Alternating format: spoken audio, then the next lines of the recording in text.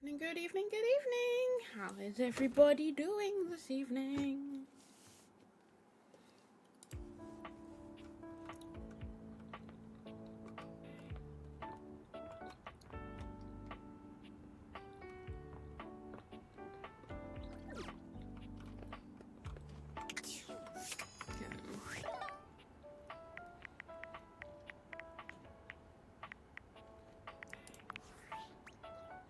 How are us down? So we're good. We're getting them.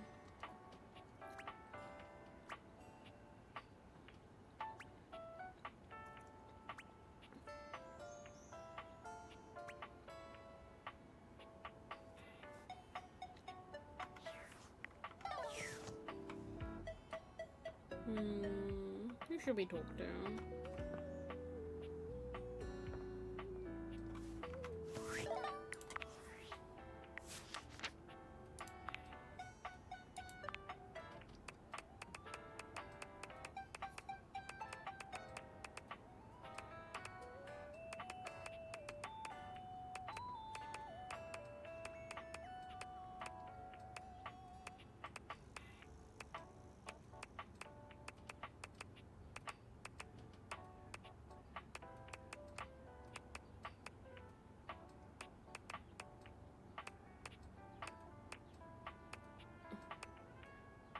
I'm still missing 5.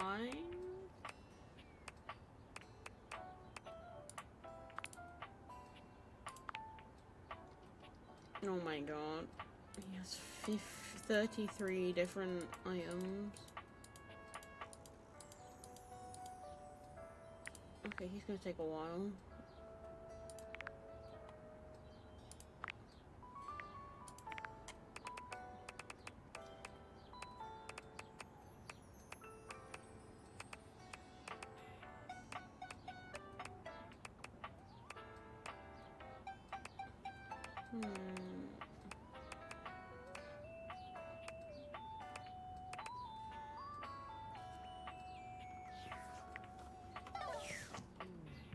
Oh, where did Abel want us to speak to him actually? Let's do Abel.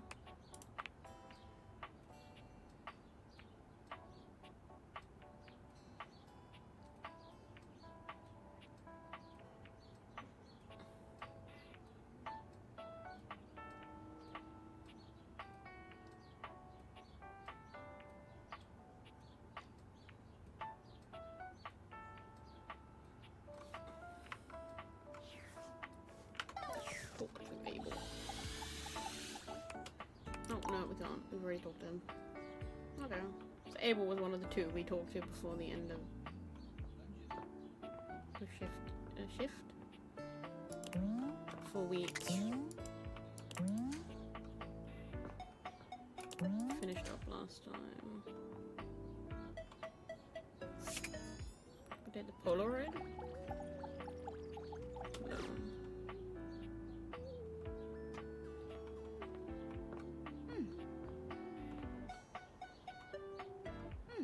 Guess we can talk to Lyric. I've written it! The tome! Pretty heavy, but worth the effort. But it's not enough that we've written this. One should always check in with the hoi polloi before publishing. So, I've brought along my favorite friends to bounce ideas off of. The wall, ceiling, and floor, of course. Who else would be a support group, darling? Here it is, my very own book, written by myself with help from the human. And the name of the book is... Why, you can read the name on the book itself. It's just always nicer when the one presenting says the title out loud. There's 5. There's not that many. I can't. It isn't right. You say it. Me? Why would I say it? Florence? Oh, I'm not good with crowds. Whoa! Ah, thank you for saving me the trouble, Wallace. Let's begin. This book is... Atrocious. You should be ashamed. We might be your support group, but we are not your punching bags. Oh, whoa! Oh, Wallace. That was cruel. Cruel, but accurate.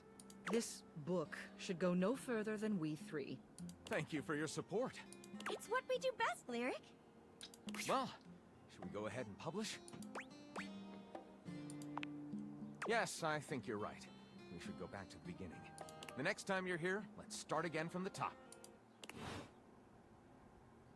You didn't write a very good book.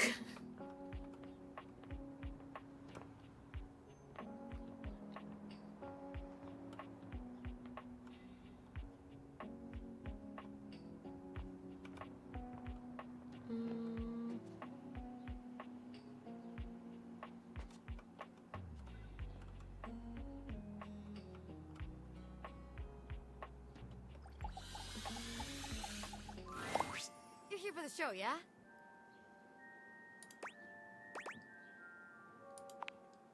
Oh boy, get ready for some real corny stuff.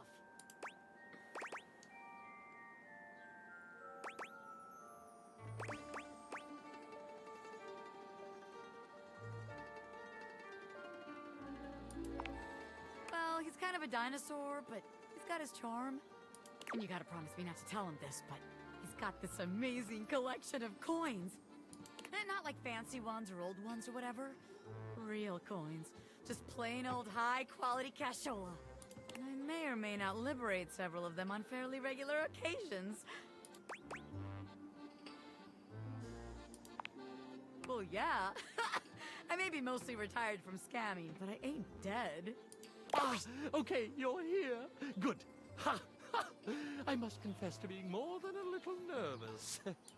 As long as it's been since I put on a show, it's even longer since I've had a rehearsal. And especially a rehearsal in front of a human whose opinion I respect. Welcome to the world of magic. Thank you, Bobby. Welcome, welcome, ladies and gentle spoons, to the long-awaited return show of I, Rodolini, the Great and Tremendous. No, I was never terrible, really. It was all a cover. Yeah, and a good cover, too. You thought he was garbage, didn't you? As you all know, I am a master of many magical feats, any of which would wow and astound you. But for this, my return show, I shall focus on one area of my brilliance, a skill that has recently and powerfully affected my own existence. That of transfiguration. I came up with that word, you know? He was gonna say magical switcheroo. Yep. Shush, Bobby. Now, prepare. Prepare to be amazed. I shall begin, as most performers do, with something seemingly simple. In the blink of an eye, I will transport myself from one side of this room to the other. Bobby, is the switcheroo, magical, switcheroo magic ready? Yes, sir. Oh, Grand Magus. Presto! Like the crack of a whip. Whammo! Like a flash of lightning. I am here. And then I am there. Oh, wow. Are you amazed?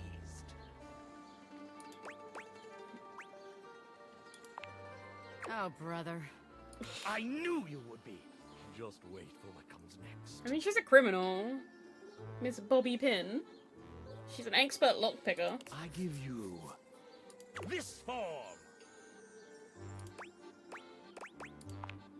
Or perhaps this is not the right face. Not for right now. I give you then a darling teddy bear who reads you to sleep and holds your heart in his big, capable paws.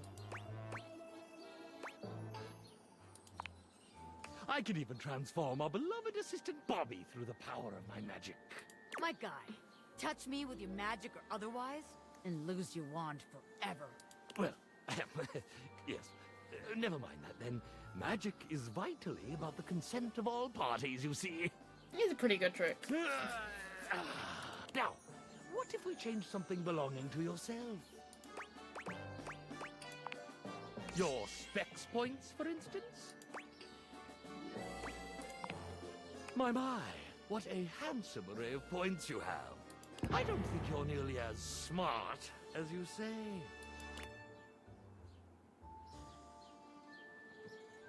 He took away my smart points. Yes, you like that, don't you? I imagine I'm looking fairly charming right now, aren't I? I'll just take some. You are charmed by me. I could see it by the gleam in your eye. But if you continue looking at me in that unguarded way, you are in danger of becoming despoised. He's now taking my poise. Boys ain't a word. Chapow! Whoosh! Your points are mine! Oh, do I detect a note of sass? That was a sassy comment. You are not deserving of sass. He's stealing all of my stat points. Ugh. I worked so hard for those. I am not without empathy.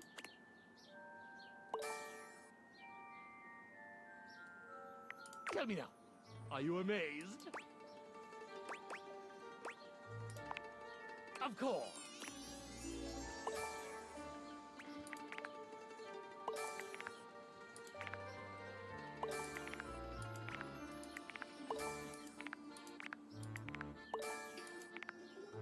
There, everything as it was before. Oh my goodness.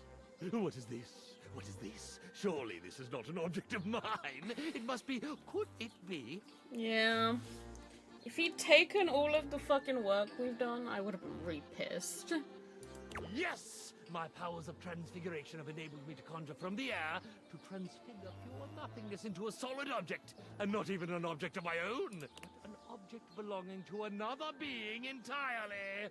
His lyrics. You know how often he practiced this crap on my stuff? A lot. Has any feat before equaled this? Will any feat that comes after rival this? I would say to you, no, none, and not ever.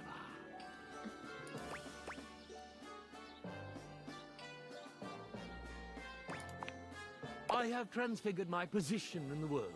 I have transfigured your treasured points. I have even transfigured the air around us to form solid, undeniable objects. But I wonder, could I, against all natural law, transfigure your very thoughts? Feel my influence. We shall calm it down. We shall calm it down to a single point. Under my gaze, under my magical power, you shall think a single thought. A thought that I shall give you. An act of pure mentalism.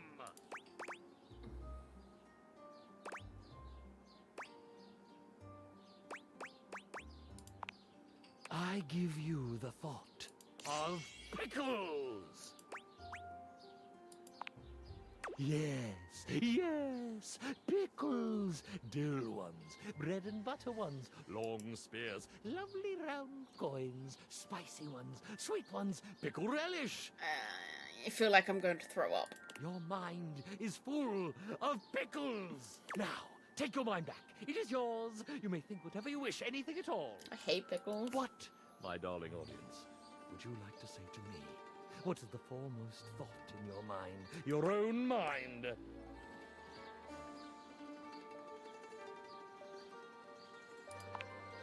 Do you see?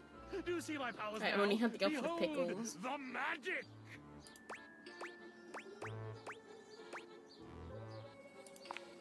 Ha! Yes, of course. I am a generous prestidigitator. And there you have it. My show. My first original show in so very long. And you were here, and we did it. That we did.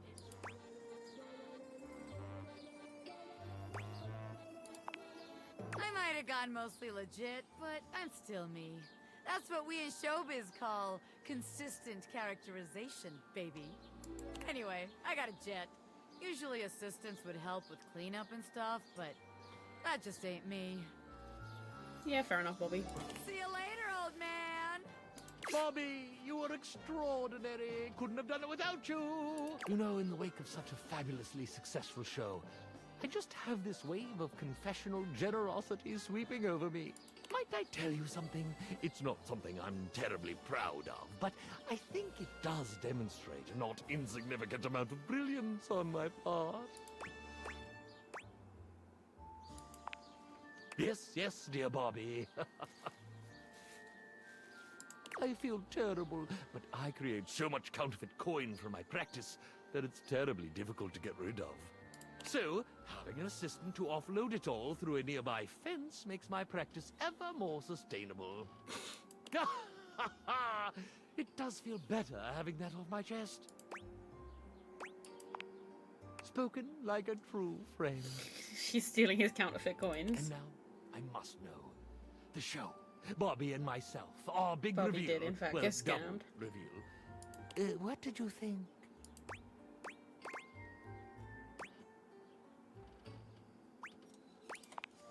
I, Ronaldini. Away.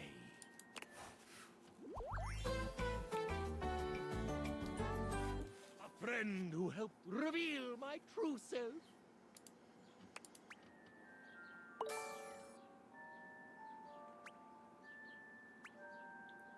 We're not really getting very much poise.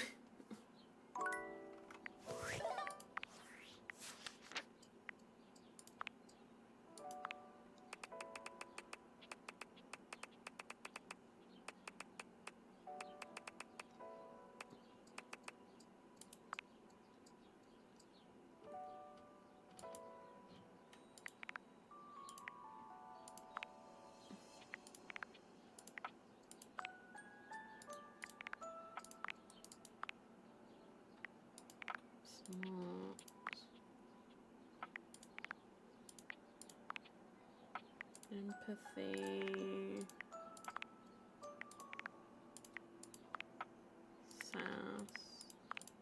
Sass. Empathy. Smarts. Is it scales?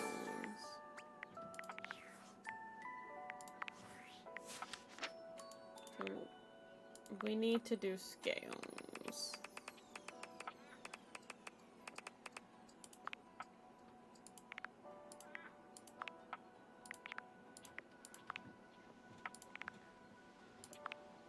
So Celia, no, she's smart.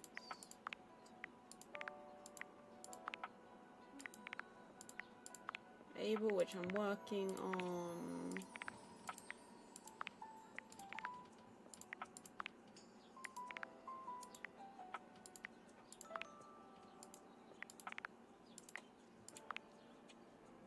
The pirate guy. Board games.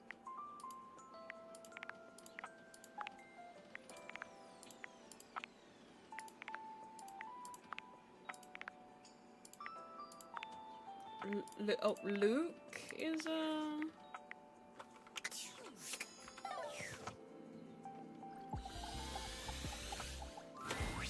Ranger, what are you doing here? Yeah, well, now you see me. Look, let's just skip the formalities, all right? I thought I was real clear last time we talked. I don't want to see you around here anymore, okay? I yelled it real loud, using my big outside voice and everything. Man, you're just not going to leave me alone, are you? Why? Is it really that important that you let me know you figured it all out? That you rub it in my face? That the magnetron ain't some super weapon. It's barely got enough radiation to microwave taquito. And I never actually achieved the rank of combat crew commander. Hell, Colonel Furnace probably doesn't even know I exist. Truth is, I'm just our platoon's mess cook. Astral! Do you have any idea what it's like? To spend your entire life doing something as worthless and trivial as heating up someone else's tendies? And worse, that's literally all you do!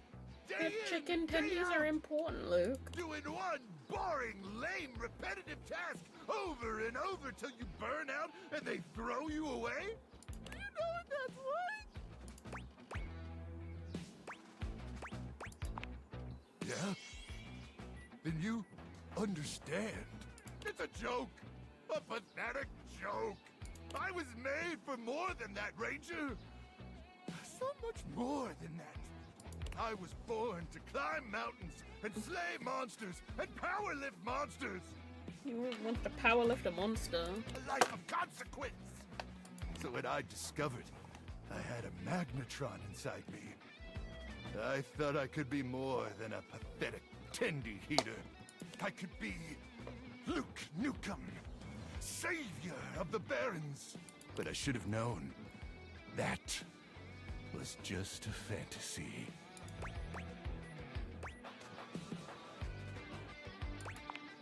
Nah, it's too late. My magnetron? What about it? Huh. You know, I never really thought about it, but You are you're right. radioactive, Luke. I do got a magnetron inside of me. And sure, maybe it ain't a nuke. And yeah, maybe it ain't powerful enough to kill those swarmers. But that's what my bare hands are for. Electromagnetic radiation courses through these veins. My very life force is fueled by unbridled radioactive atomic energy. Hell, I'm basically a superhero. Thank you, Ranger. Truly, meeting you has had a profound impact on my existence. And even though I never microwaved your tendies, let's be honest, probably never will, I just want you to know how appreciative I am.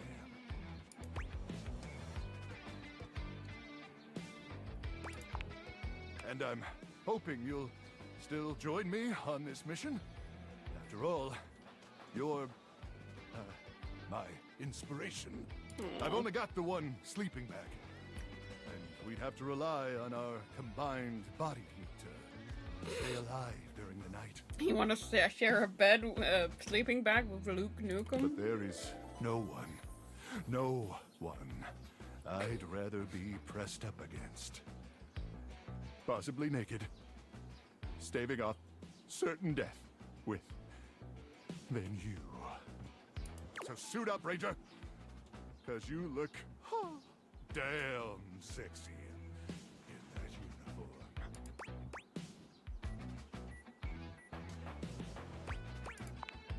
It's time to send these swarmers to hell.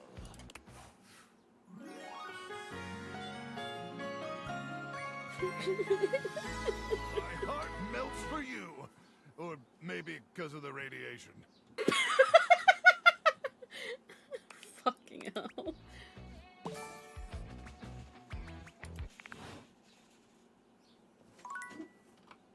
Nope.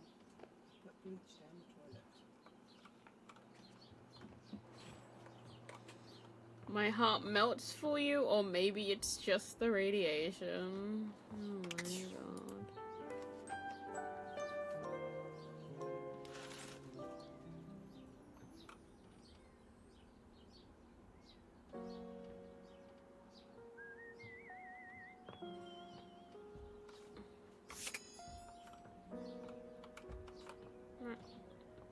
Let's go catch up with Abel.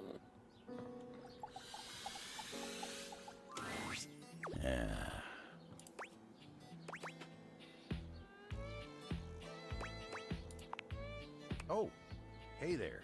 It's been great hanging out with you lately, but I just can't seem to quiet the storm inside of me. If you don't mind, I'd rather talk about anything or anyone else.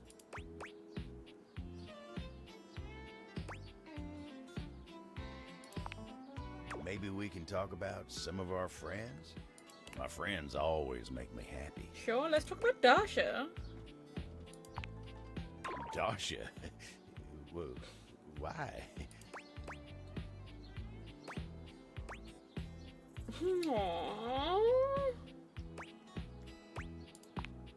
Well, this is all too much for me. I'm a simple table. Let me get back to work. He didn't want to talk about his love for Dasha. Whoops.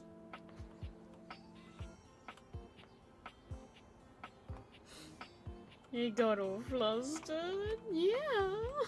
He's such a sweetie.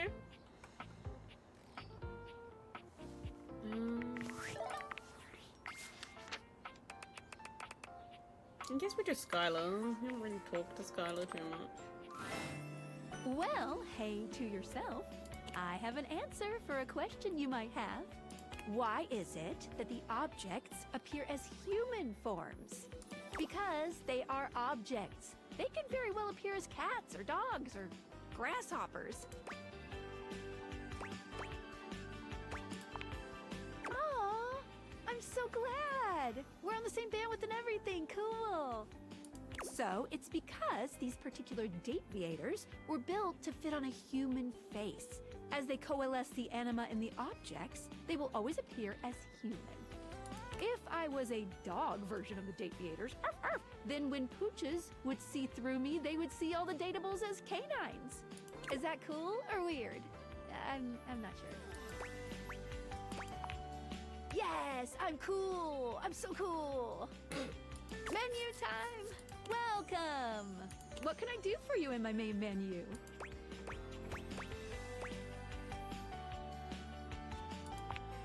Oh, let's. There's lots I can chat about. Me?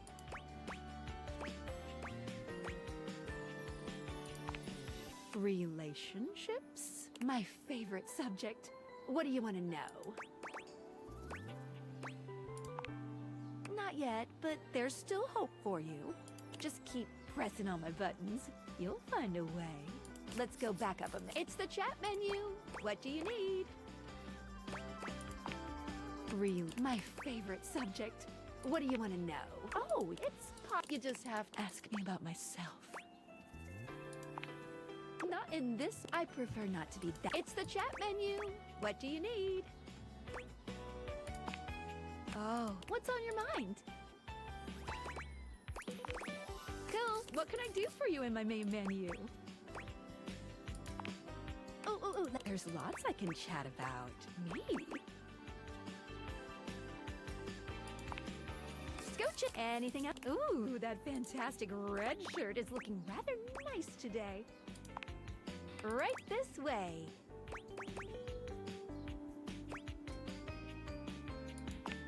Gotcha. Let's get cracking. I want to take off my fantastic red shirt. Let's leave this menu. What can I do for you in my main menu? Right this way. What's on your mind? Cool. What can I do for you in my main menu? Oh, there's lots I can chat about. Me? Oh, what's on your mind? Cool. What can I do for you in my main menu? Oh, there's lots I can chat about. Me? Oh, what do you want to know about my lore?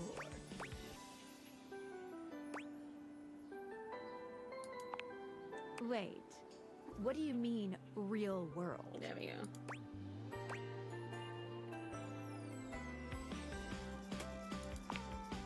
Huh. Well, I'm not sure what to say, except to give a brief history of the world that you live in. Which you should already know about, but you know, I'm here for you. Humans love objects. Always have. But even more so in today's hyper-commercialized society. Recently, TV shows, books, and ordinary brand names have been making the switch to incorporating a focus on making products and entertainment more thing-based in order to drive up sales. And you might even recognize some historical names with some objects added to them, all for brand potential. Someone's gotta make that money, honey. What did you think about that? Nice. Oh, my suspension. Skylar removes her deviators. Skylar beams at you, her eyes glimmering behind her glasses. Are those happy tears? For a moment, she looks as though she's contemplating hugging you, but she manages to keep her arms at her sides, her hands curled into excited fists. Yes! You did it! My suspension of disbelief has been upheld! She's in there right now feeling great! It kinda itches? But it's okay. I love it. There's a few moments of silence as something seems to dawn on Skylar. Her smile softens. I love you. Will you accept it? And just like that, Skylar is back Yay. to her self. Skylar The loves warmth in her us. gaze remains. Yay! Love, love, love! Our classes love us.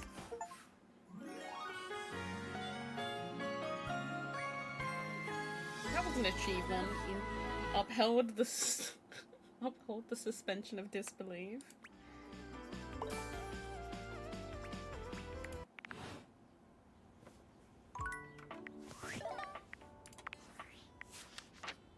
I guess next is Phoenicia.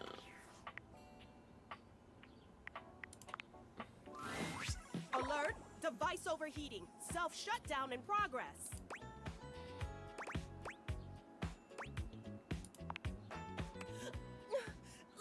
What are the signs for a heat stroke? Ooh, someone Valdivia search it.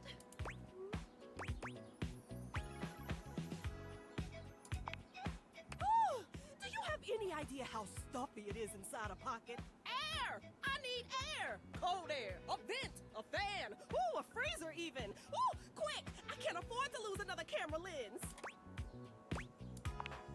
You bring Phoenicia to the refrigerator and place her in the dairy tray, like a piece of cheese. Hey, are you okay? You look like you just ran a mile. And Phoenicia's in my cheese tray. Something's up because she ain't food last time I checked.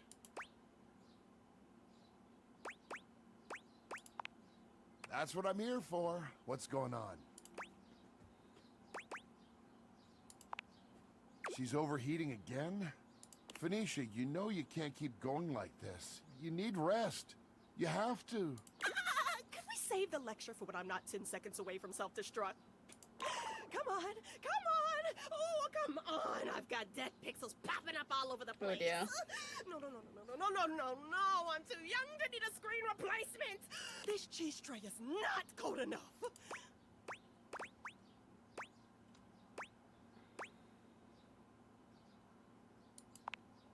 You say that now, soon you'll have to slap one of those industrial thickness screen protectors on me just to hold me together. Trust me, better to just end it all now. Let me go out with some dignity.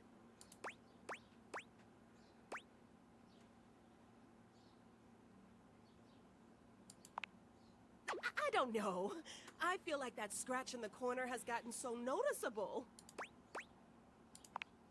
You really think so? You're not just saying it because I have all your credit cards saved? You have my credit card saved?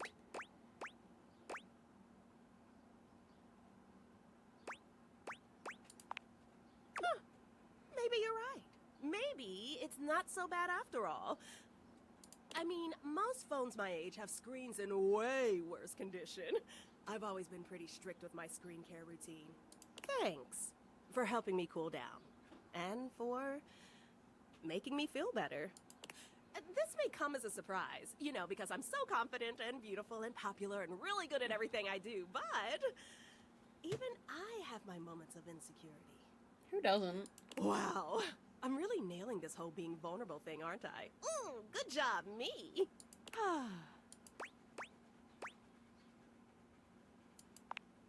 A little.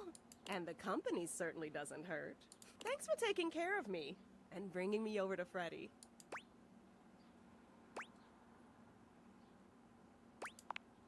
Ooh, careful. I just cooled down. You're gonna get me all fired up again. Better not chance it. I'm already on full blast. Sorry, Freddy. You're right. And I'm sorry I snapped at you. You know I can't think straight when I'm in full meltdown like that. That's okay. I'm just glad you're feeling better now. This has been happening a lot more lately. You need to start taking better care of yourself. You're right. I really should invest in a more breathable case. Oh, what can I say? I'm a device of habit. But I'll get right on it. Thanks for looking out.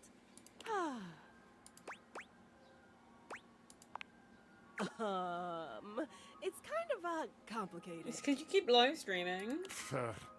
Shut it. No, it's not normal. Maybe it's not your normal, but It's nobody's normal. it's my normal, okay? Exactly. And that's not normal. It is for me. It shouldn't be. Well, it is. It doesn't have to be. What?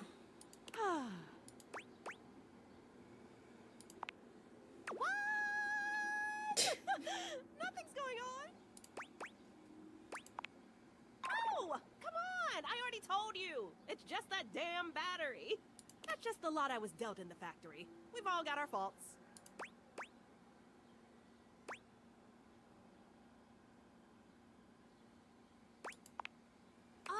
Oh, yeah, you're right. Well, same thing. You know, the charger is the reason my battery started degrading. But only because it already had a fault, right? Huh? Your battery. You said it was faulty when it was put in. So, which is it? Was it faulty to start, or did the charger damage it? It's obviously a whole chain reaction thing. It started with a fault, but it went undetected for a while, you know? But a few surges from that charger, and it just couldn't hold up. And that's really what you're going with? A degraded battery? Yes, because that's what it is. Mind your business. What is it with all the damn questions? Jeez. What was it before that? A faulty sensor, right? A bad charge can cause a lot of issues, even for someone without a weak battery. Oh, and before that, it was the spyware scare. You even blamed a system update once, I think. Those take a lot of power. Phoenicia, you need to start being honest about what's really happening here. If not with everyone else, at least with yourself. Enough! So I've got a few problems. Who doesn't? It's not like it's affecting my work, right? My brand is bigger than ever. I'm doing crazy numbers every live. I've got offers and sponsorships pouring in, and everyone loves my content. How could I not be good? Just look at the comments on any of my videos. Oh boy. You're amazing. Your tips have saved me so much money. Thank you. Your content is like my therapy. Watching you gives me so much confidence to try new things. Thousands of comments just like these on every single one. I'm helping my viewers. They need someone to look up to, and they chose me. What part of wildly successful is giving misery to you, hmm?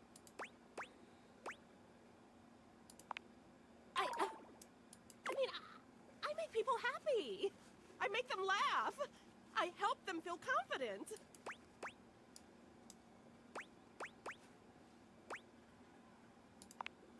I do tons for myself. I'm the queen of self-care. Like what? I do spa treatments. You know I'm all about my screen care routine. Online shopping. I gotta have the latest accessories and outfits.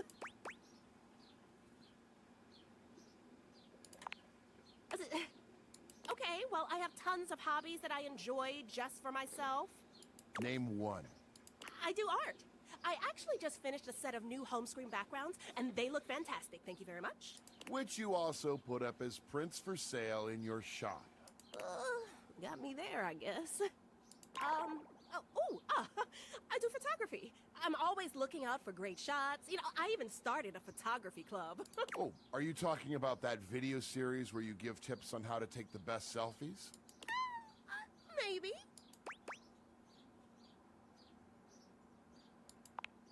Realization slowly dawns on Phoenicia.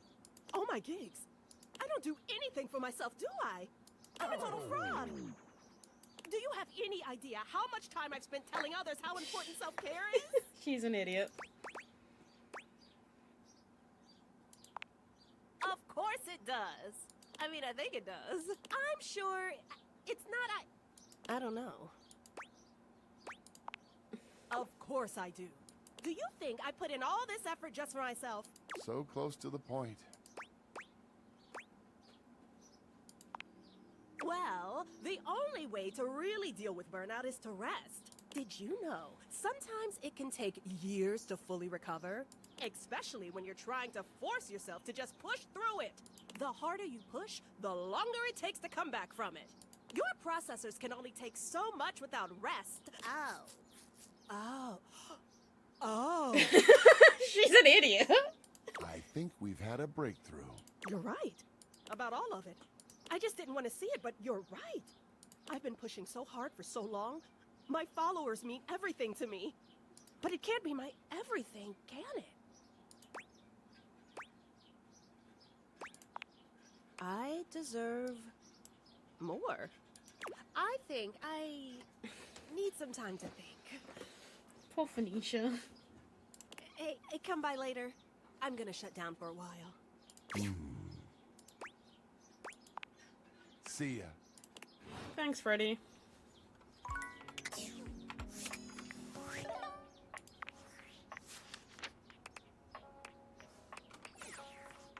Let's go see Florence. It has to be the upstairs floor. Oh, hello again. I trust your meeting with the mayor went well? Wonderful. Anything else I can help you with while you're here?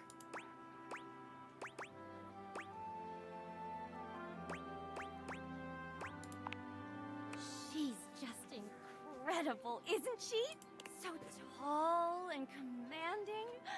What I wouldn't give to be able... Some people think the mayor's cold-hearted, but I'll tell you what, there isn't a sweeter structure this side of the HOA. What do you mean by that, exactly? I just think she's a really remarkable ceiling. Besides, she's my boss, so I... Wait, what? That's... Oh. Isn't that obvious? I guess I can't hide anything from someone as keen-eyed as you. Tell us about your crush. Yes, I'm afraid it's true. I've been taken with the mayor for quite some time now. Anytime I think about her, I can feel my foundation warping into the shape of a heart. I'm terribly embarrassed about it, of course. But can you blame me? She's incredible! The looks, the brains, the confidence. Please, dear, don't try to fluster me. I'm already in a tizzy. The other day, while organizing her schedule, I even caught myself writing Celia Floor. Florence Ceiling. Listen to I'm me pretty go sure on we've and listened on to like this this. I'm such conversation a before. schoolgirl. You're not going to tell Celia, are you? I'd be absolutely mortified. Oh, Lord, no! I'd have to be First things first, and I'm nervous. Really? Oh, no. I can't imagine she'd ever think of me as anything other than her fuddy. Thanks anyways, dear. Let's talk to the mayor. Oh, right. They count as the same object.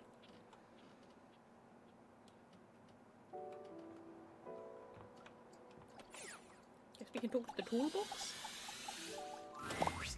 All right, you ready for your first workshop? That's what I'm talking about. All right, come to the job site prepared and with a can-do attitude.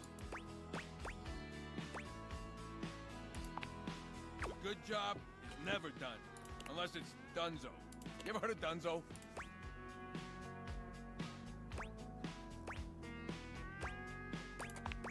It's one step above done, the ultimate done.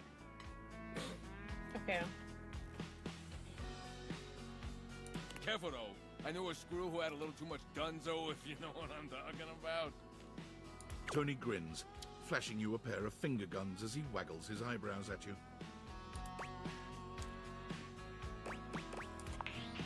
You know what I'm talking about. Oh no, this again. You know what I'm talking about.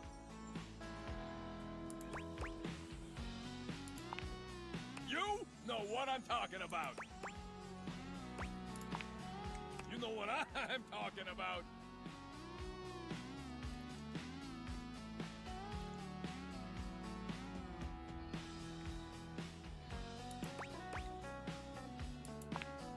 You know what I'm talking about!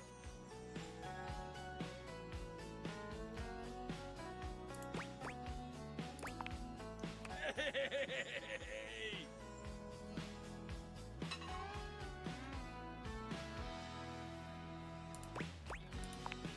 Tony beams at you, validated by your admission that you know what he's talking about. Me and you, same page. But since I got integrity as a workshop instructor and whatnot, just gonna pretend you don't know shit about shit and start at square one. Capiche? First things first. In a courtship, as on a job site, you wanna look busy. You don't gotta be doing nothing, you just gotta look it.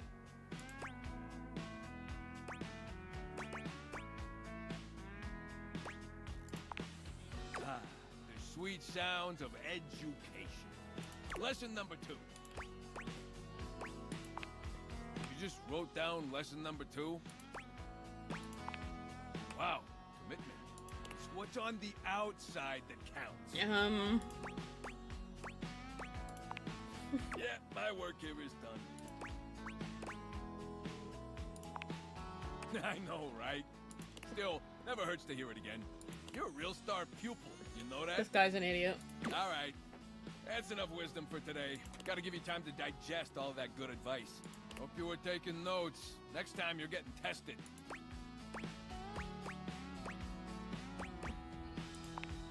Of course it's gonna be practical. How else am I gonna make sure you know your shit? Get here ready to fall in love, baby. There's the lunch bell. Gotta run.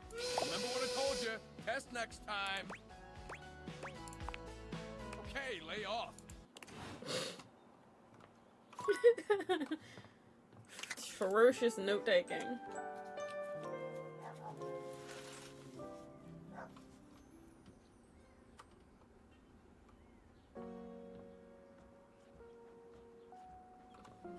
Okay, Abel, it's time to talk to you about Dasha.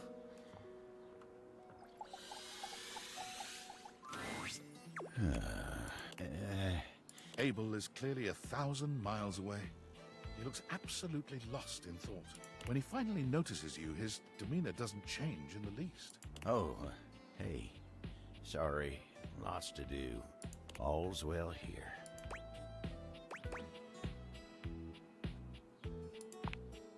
Huh? Us? You mean you and me? Oh, well, I ain't a real decisive guy. What is it you're looking for us to be? Can do, buddy. You and me, amigos till the end of time. Guess it can be just that easy, huh? Thank you, Abel. Oh, shucks. Because you're gonna be dating Dasha. Such a cute couple.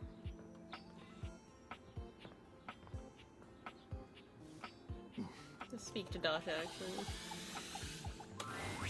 Ah, you wish to continue going on practice dates with myself?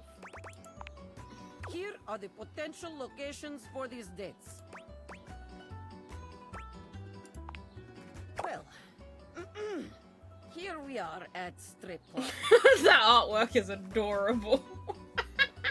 I am surprised you have taken me here, but I am open-minded date. I am ready to have a sexy fun. What do you do first?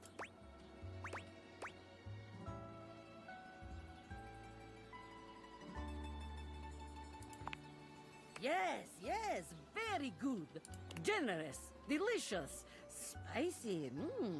All the notes you want to hit for date. We are off to excellent start. A dancer is coming our way. There is look in her eye that says, I am coming for you, baby. What do you do?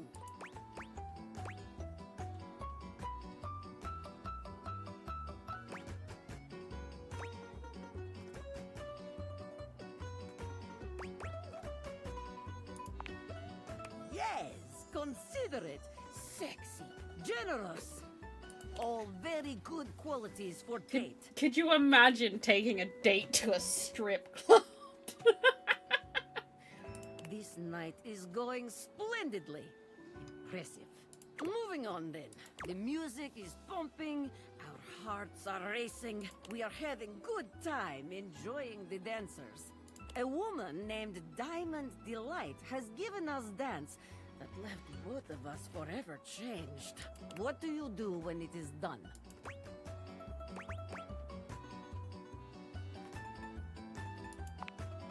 Yes, yes. It is important to show your gratitude, not only with words, but with money. Thank you does not pay rent or tuition. Money is most important, but thank you is also important. After all, dancers are human beings. They are not vending machines for sexiness. This date is now over. Well done. Very good. You are becoming quite the charmer. There is always more to learn. We will continue next time.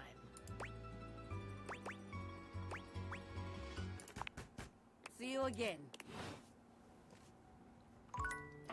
Shame. We have to do all these mock dates with Dasha before we can get her and Abel together, I guess. Let's speak to Phoenicia again. You're really something special. You know that? I don't think I've ever had a friend who looked out for me like that. As soon as things get serious, might as well be talking to myself. They never really listen, and they sure as hell don't put in effort when there's nothing in it for them.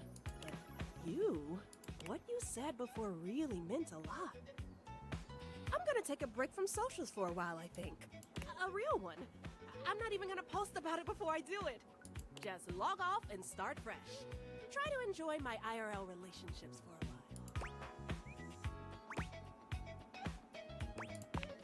while. Ooh, I can think of at least one that's pretty important to me right now.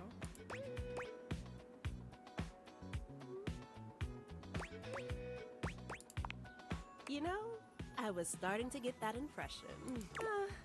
How do you do that? The way you look at me, it just makes me feel so special, important.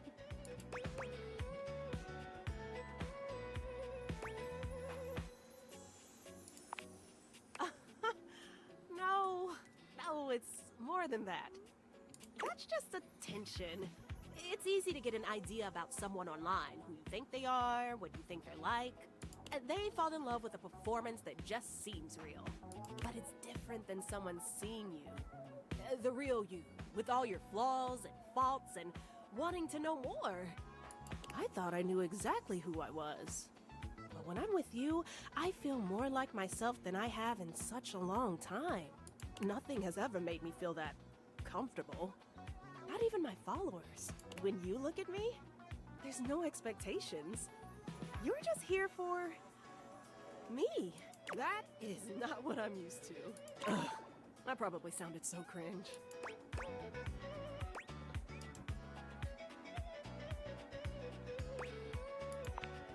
Phoenicia laughs sweetly.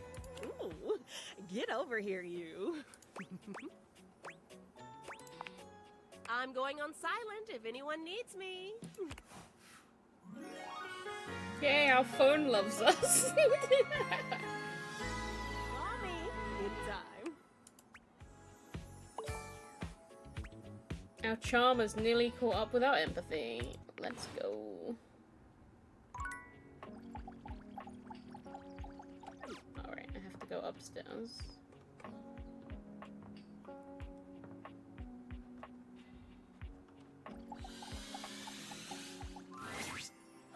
I trust your meeting with the mayor went well. Wonder if anything else I can help you with while you're here? Oh, goodness. Did I forget to clean those up again? I'm hopeless. But I'm happy to hear she's noticed something different about me, at least. That means it's working. I've been sampling some new things the past few weeks. It's a special new line of bottled air from Airway. Yes! Activated air to improve the mind and body. And it has the most interesting business model. Now, normally you just buy a product from the store and that's it, right? Well, with activated air from Airway, you can buy your own kit and sell them to other people. And then those people can start selling their own little kits. And you get a, we call it a resale triangle. Isn't that fun? A pyramid scheme? Oh no! No! It's an opportunity to become a small business. At least that's what the very persuasive literature that comes with each package says. Oh dear. You don't need to worry about me, dearie. I'm a grown floorboard. I think I'd know a pyramid scheme when I see one. Besides, this is a resale triangle. Very different. By the way, I don't suppose you could see your way to dropping a few more coins on me, could you? All these bottles are really starting to eat into my finances. Anything else I can help you with while you're here?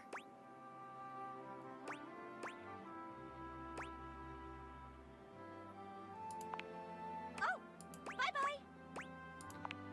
What else do you need? A pyramid scheme? Well, that explains it. What are they selling? Oh, no. I've heard of Airway. Despicable company. The telephone pole told me just the other day that their products have infected the whole neighborhood just a few houses over.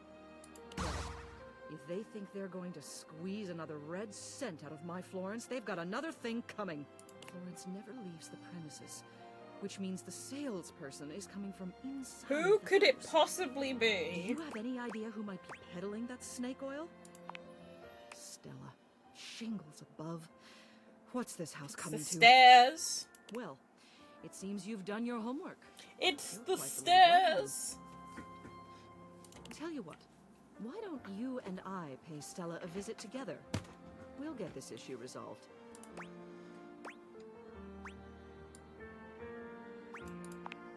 Why wouldn't I be? There isn't. Come along now. Don't. Okay. Celia's grand presence announces her before she even speaks to you. She greets you with a regal nod. Good. You're here. Let's get this done. Stella! Oh, hello, Miss Mayor. I know you're a busy ceiling, but you're Celia also... Ceiling, yes. Let me check my notes here. Smart. What would you say if I told you that you could be the first ceiling ever to get in on the ground floor of an exciting new startup? Airway isn't a small startup, Stella. It's a big problem. Oh, you're familiar with our brand. I'm so terrible at the speech, so it's good to know you're already on board. Not quite. Yeah, but they're funny. Stella, I'm concerned that you're being scammed, my dear. I am. You are being scammed? And you know that? I know that it's easy for this to be seen as a scam, but it's not. It's an opportunity. And it's the only opportunity I have. Stella. Please, Celia, just let me try.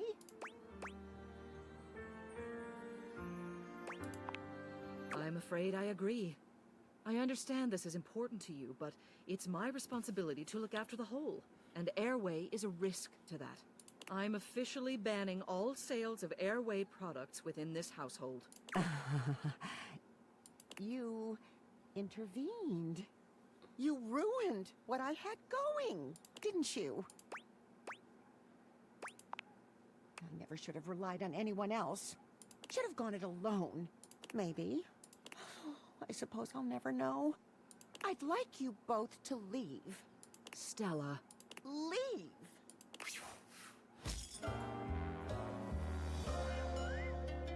Shows what you know.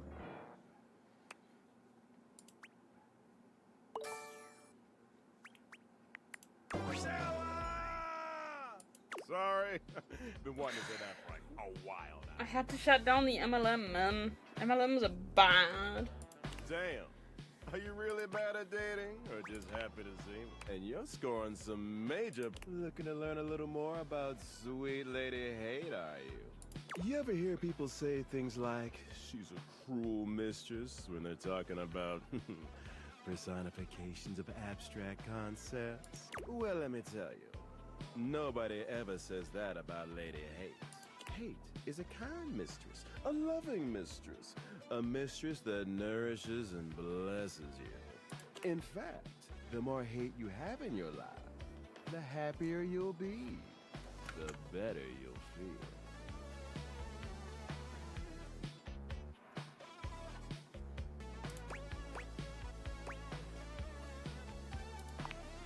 Look around you, kid. Why do you think the world is so evil? It's because hate rules, and all the most powerful people know it. Yeah, I think it is just delusion with extra steps. Look, I only want the best for you. And the best thing for you, for me, and for literally everyone, hate, baby. Come back anytime you want to hear more about hate. I'm sorry, Stella, but the MLM really had to be shut down. Yes, but he's a personification of hatred, of rejection.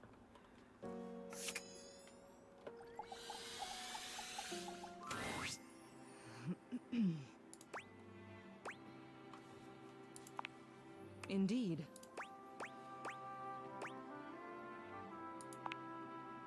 Going to what? Listen here. I appreciate all your work resolving this matter and everything you do around the house, but this is entirely out of line. You can't just go rooting around in the personal affairs of others. My personal feelings towards Florence are none of your business. Or anyone else's, for that matter. I don't see why I should have to explain myself to you.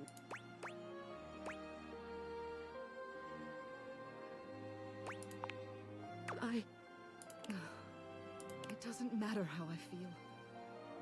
It doesn't matter if everything you're insinuating is true. I'm the mayor. I'm a ceiling of station. I can't just go traipsing around with my secretary, no matter how kindly she is. Or how sweet, no matter how much I may want to. Florence enters, barely able to look Celia in the eye. Celia? Florence, dearest. How long have you been standing there? What? I'm a bitch. You can't go over my head. I'm the ceiling. Quiet. Miss Mayor, Celia, is it true? I'm sorry. This must be so embarrassing for you. See, unprofessional, that's what it is. If you would do me a favor and fetch me the official resignation papers, I'll get started on them. It's what I deserve for my conduct. No! Miss Mayor, you can't quit! You're wonderful! Wonderful! All this running around you've been doing for the last few days, I had no idea it was for me. I must cause you no end of trouble. No. Florence, dearest, do you know what my favorite part of this job is? Every day, when I look down at all of the objects in this house, I feel so lucky. Because from this angle, I always get to see you.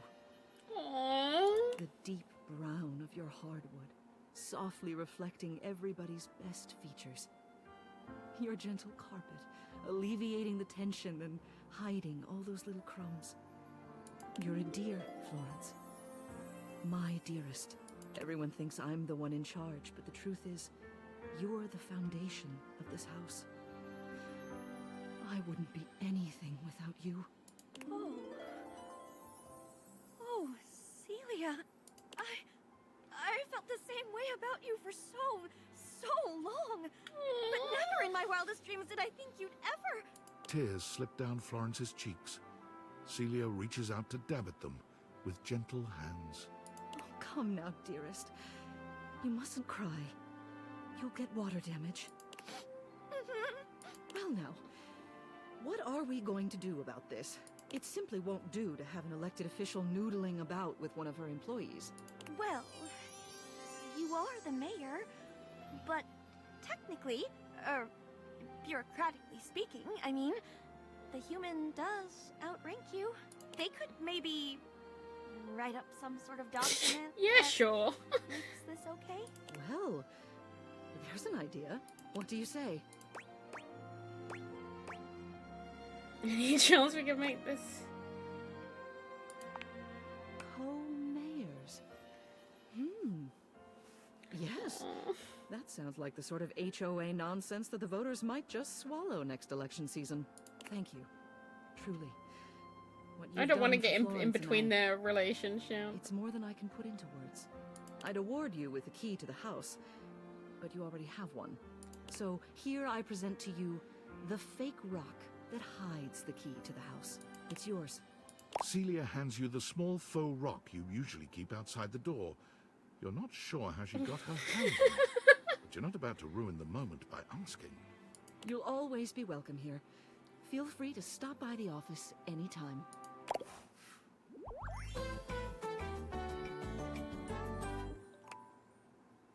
They are so cute. Floor and ceiling, together forever.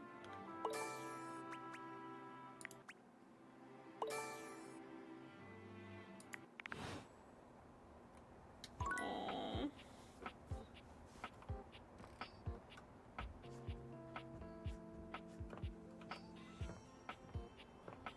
Come on, Abel. Well, look at you, walking around sprinkling sunshine and leaving rainbows wherever you go. Always a blessed day when I get to see that kind smile of yours.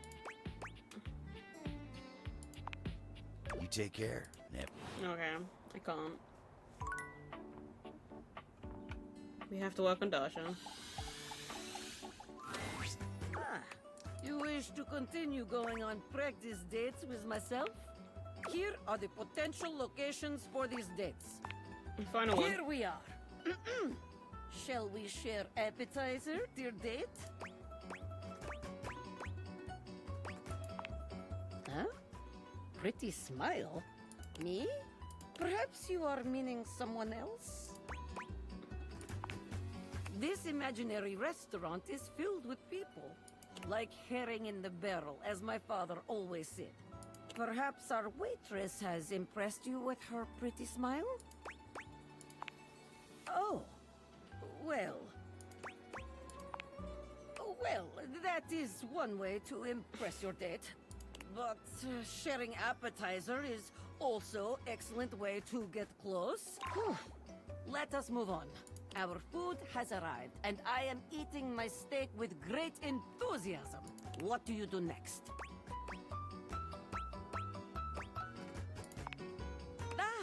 That is the way.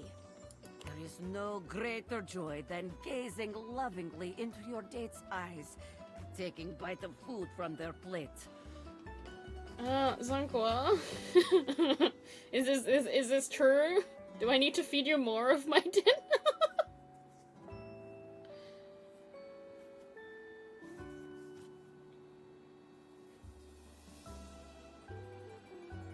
I mean, you already end up eating half of it anyway.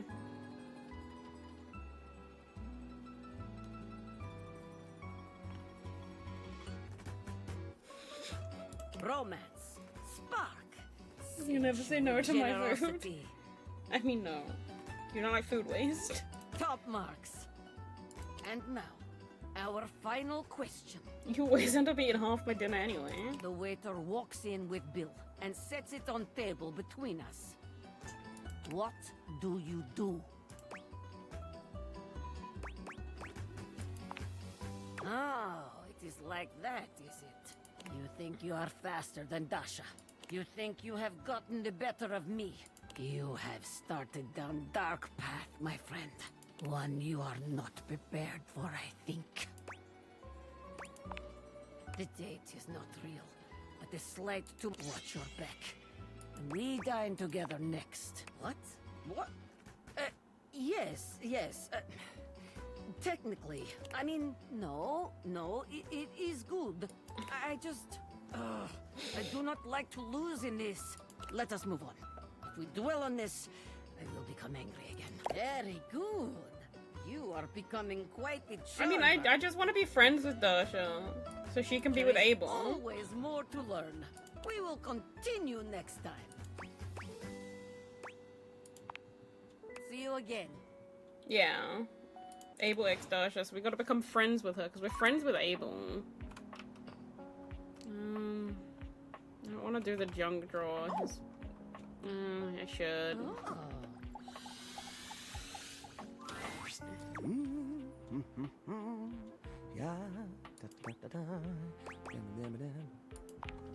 Well, I'm sorry. You said I was supposed to get rid of the things I didn't need. I took the time and I weighed all my options, but in the end, I just couldn't throw anything away. Everything here is special to me. That's the warranty for the calculator in the back of the drawer. I had a lot of fond memories with that calculator. Oh, multiplying 8 by 7,251 and then turning it upside down. Good times. Boobs. Boobs. It isn't a warranty to me. It's a certificate. A reminder of the past. I can't let it go. The fact that the calculator is broken doesn't change that. What if I decide to go into entomology and I want to start a collection? 8,880. Where am I gonna find another dead housefly? 80,085 boobs.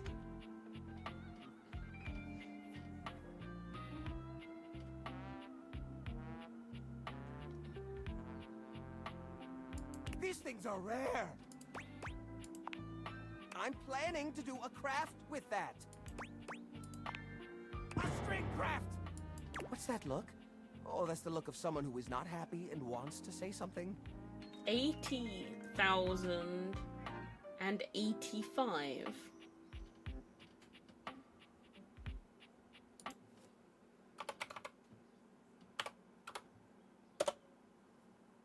Boobs.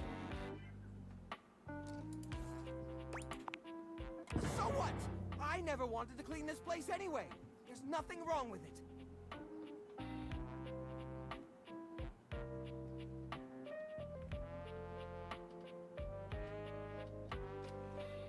I'm not getting rid of anything, and that's that. I'm putting my foot down. Ow! Ow! Ow! Yeah. Stepped on a thumbtack again. I did that on purpose. I like being surrounded by sharp objects. It's cozy. Helps deter squeaky runner syndrome while I sleep on my mattress made exclusively of old springs.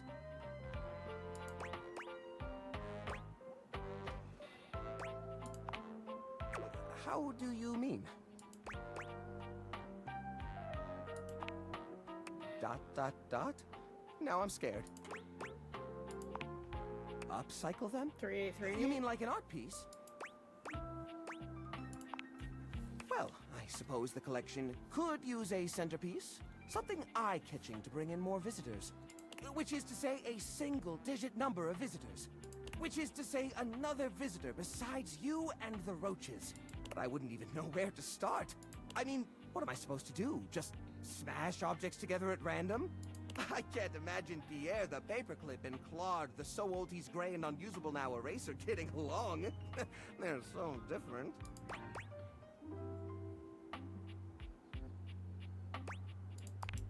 I guess that could work. To be honest, whenever I look at anything in the collection, it's like I see its entire past laid out in front of me. That's one of the reasons it's so hard to give things up, you know? This is a Every problem with object being a has hoarder. Memory, and that memory is like a part of my body. They all have their own vibes and textures and feelings. Mixing them together is hard. They've all got such strong individual identities. It becomes such a problem when it's trash, though. I suppose an outside perspective could help. I'll gather some items that could make a suitable sculpture. He does so, then claps his hands together. Okay, sculpture. Phew. Here we go. First things first, we need some kind of foundation. I think I've got just the thing for this. It's a flat, circular piece of wood that fell off the fence out back.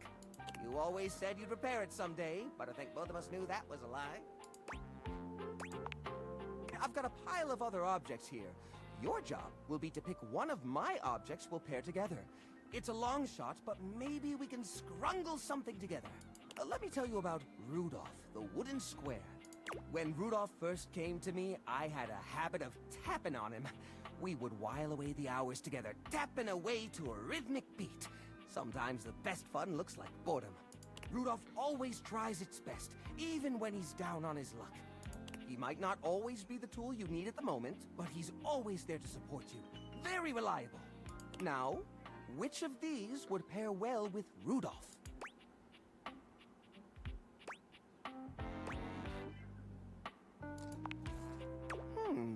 Lorena, huh? That's not such a bad idea, actually. She might have a few holes in her, but she's always been useful in a storm. Very reliable, just like Rudolph. It's sad to see them both past their prime, but I think they could find solace in each other's company. Here, I'll glue them together. There. Now we've got a base for the rest of the sculpture. We need something to give it body. Something eye-catching. Something that pops without throwing the whole piece out of whack. What do you think?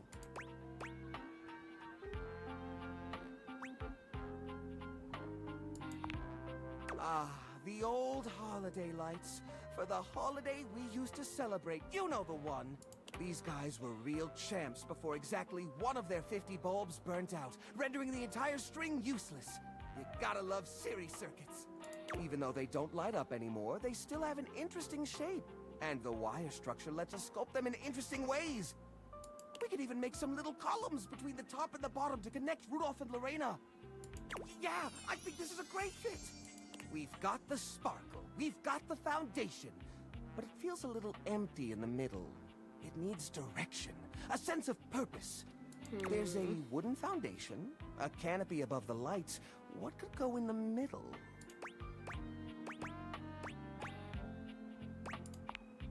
The little army man? I suppose that could work. The shape of the sculpture does remind me a bit of a gazebo. Or maybe... a carousel! We only have one or two old horse figurines, but if I take the other plastic fellers, melt them down and reshape them a bit, yes, I could probably make new horses! Jerry does so. It takes him quite a bit of time, but he manages to use an old matchbook and some tinfoil to melt the figures into a mold.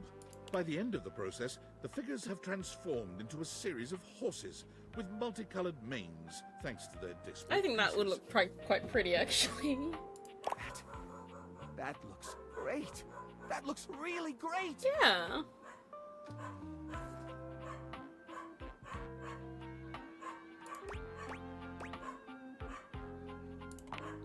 These poor figurines forgotten and collecting dust, reshaped into something beautiful. Rudolph and Lorena working together to give them a stage. It really is the essence of upcycled beauty. I have to say, this is very striking. It pays homage to the origin of these objects while giving them a new sense of purpose. Look at that. What a beaut!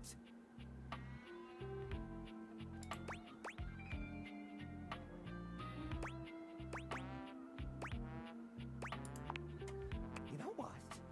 I think I'm inspired. Maybe I should try doing this with some of my other pieces. I feel a new era for the collection coming on. Oh, I'm so excited.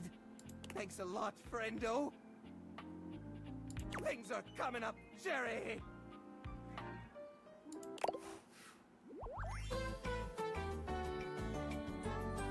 I can't remember the last time I was this happy.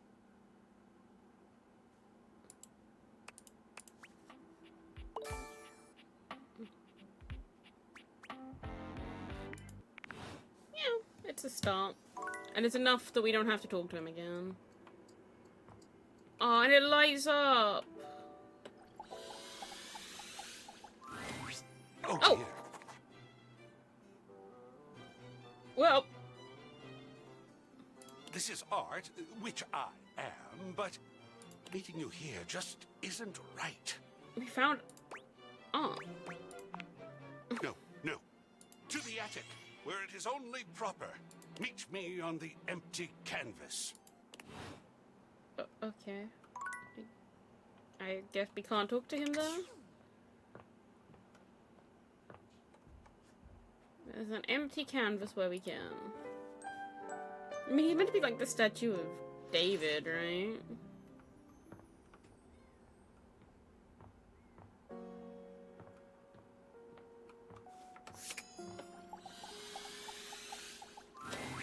A marble Adonis regards you with a critical gaze, completely unembarrassed to be wearing so little in your presence. He gestures to the room around you, wrinkling his sculpted nose. Oh, a preponderance of dust.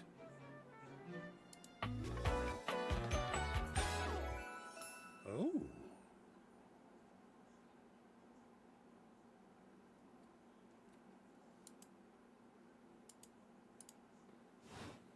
His name is actually I'm so glad you're here. Okay. As the owner, the curator of this house, I feel this must be brought to your attention. Just look at that. The dust has created almost a cake-like texture. Makes it next to impossible to divine any detail or subtlety the piece may possess.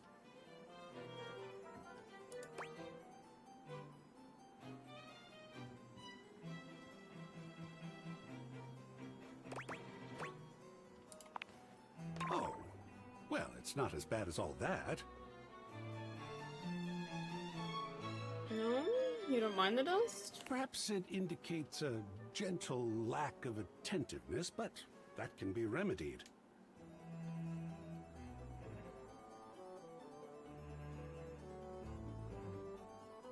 It's not like it's a red wine stain or sun bleaching, or, and may we be preserved from such, a child with a new box of markers.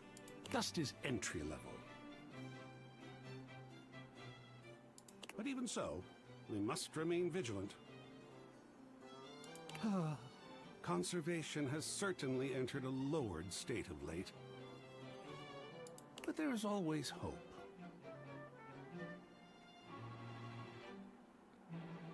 I am forever an optimist. And a pessimist, actually. Oh shit, he's pessimistic? Oh, and a nihilist. He's everything. Oh, I see.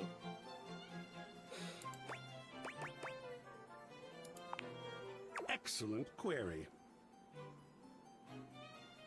I am art. All and sundry, great and small, art.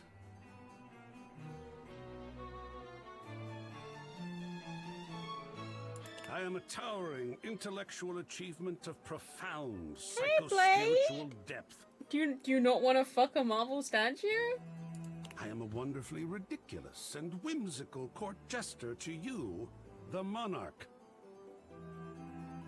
I am a passionate, sensual bacchanal.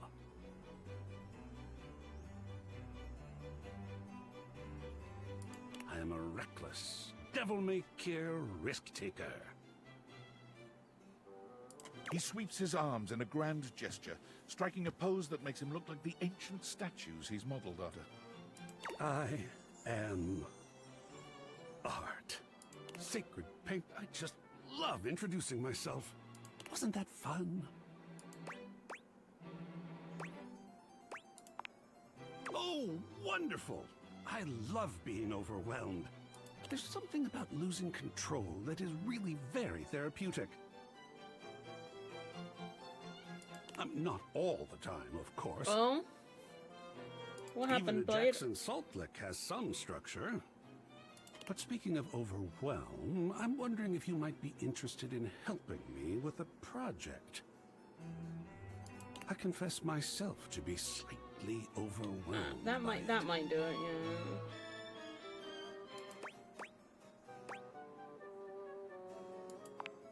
Oh, sports! Such an interesting art form, sports. But no, there are other things to speak of just now. I have fully invested myself in the project of turning this house into a gallery. It is by no means required, but for several reasons, I would love the your heat's input and getting to assistance. me. It's uncomfortably hot down here in London. So, I mean, what's the current temperature? It says it's like 22 right now, but it was 27 earlier, and it's just too fucking hot. Would you care to join me? I've never had a co-curator before. And I can't have my fan on when I'm streaming, because it's too loud, and my mic will pick it up, so...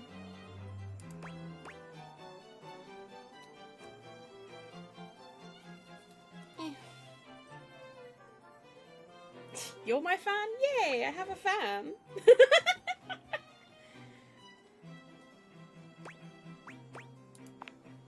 Yes! Oh, I think so too. By the statue? A lot of work, perhaps, and it might even become emotional. I mean, he is touching himself. We just never know what real art is going to bring forth in us, do we?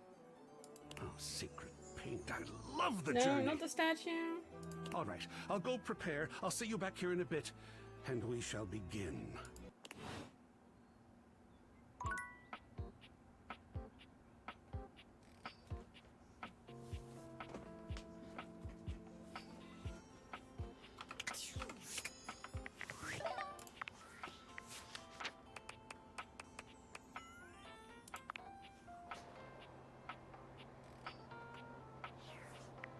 Yeah, he wants to turn my house into a gallery. I'm okay with that, though. Gwendolyn is looking out the window, one hand resting lightly on the curtains. She doesn't seem to see you when she turns away. You're not sure what she's thinking about, but she's clearly somewhere else. You're not a fan.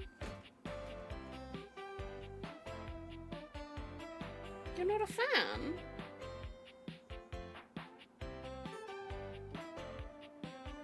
You're my manager.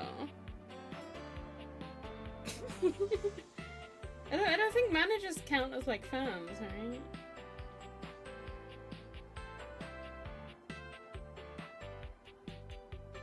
I mean, I guess Bobby is the biggest. He is the biggest fan of Huntrix.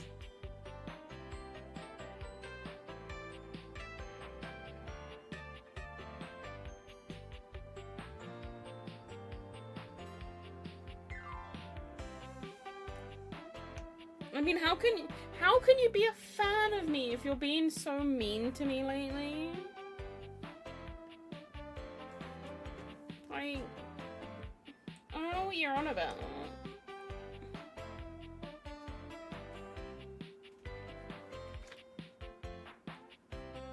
No, he sent me a game on Steam. He was like, "Here, have a game that's like neurodivergent because you like this stuff." But he was so mean about it. No, I know my finances are restricted for my own good. Yeah, you're really mean.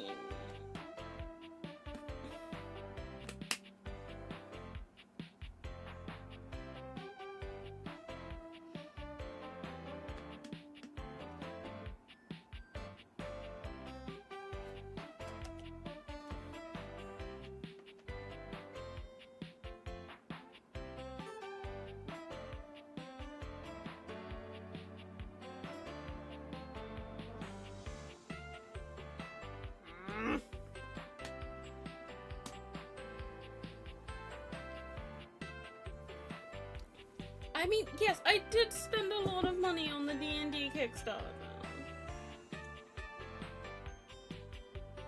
And I'm not complaining about him restricting my finances.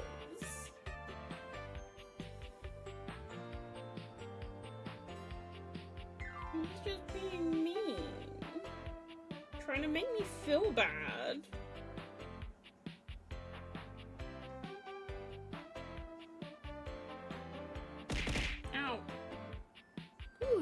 Dino Nuggies. I would kill for Dino Nuggies right now. I'm sick of baked potatoes.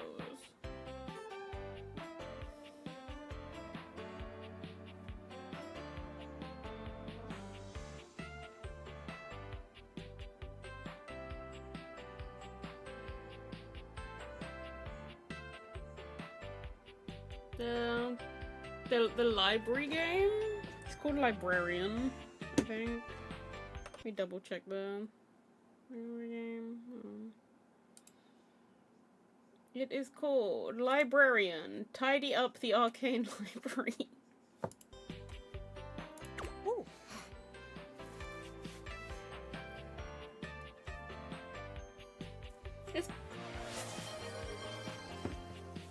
I'm not playing that on stream, Blade.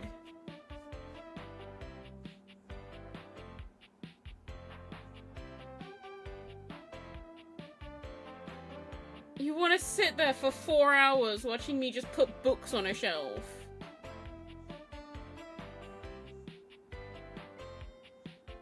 It's like watching me play 4 hours of Power Wash Sim. I don't think anyone's gonna find that entertaining.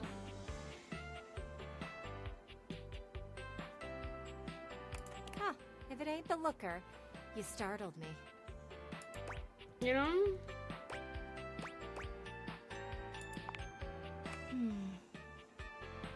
Really? What? Oh, I mean, here I am. I was playing Gemporium yesterday, which is like a similar strain of game, but that one at least has like a tempo to it.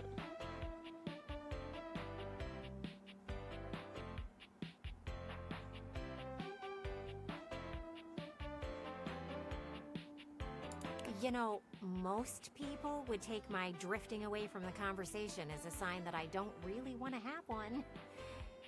But I guess you are one of those steadfast types. I mean, I could play it on stream, but like, I don't know if you guys would like enjoy that. Because it would just be me zoning out playing.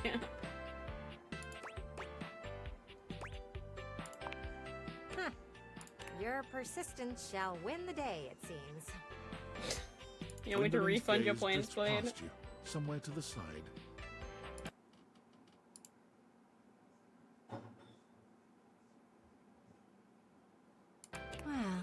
Well, you look at them out there. Oh, right. You. Sorry, I don't mean to be distracted, but I'm just looking at the little kids across the street.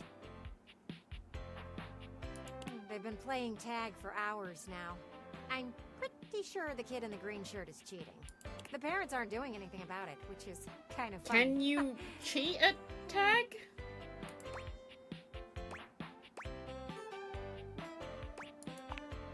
From far away, I do. I'm glad you don't have any kids. They can be pretty disgusting. Smudges and stains and just dirt in general.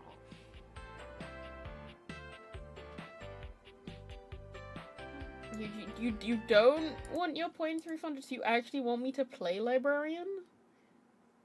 But I can admire them outside, as long as they don't have a baseball or anything throwable. Last thing I need is to be broken up by a child with terrible hand-eye coordination. Oh.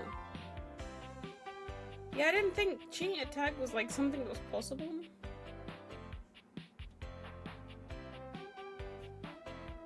Still, it's nice to watch them run around and laugh.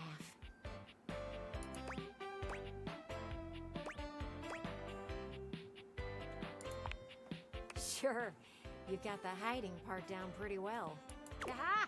Green shirt finally got caught cheating. I'll see you around. I want to see what happens.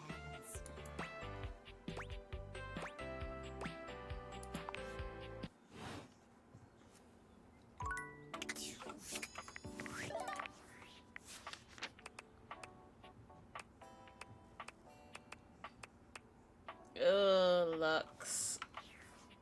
Okay, come here, you little shit.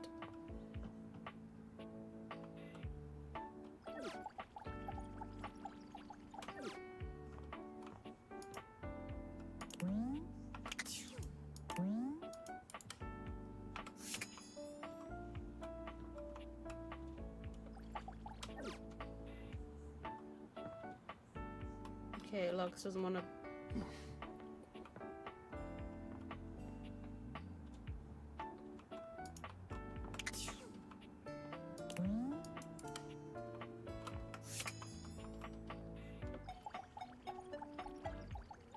No.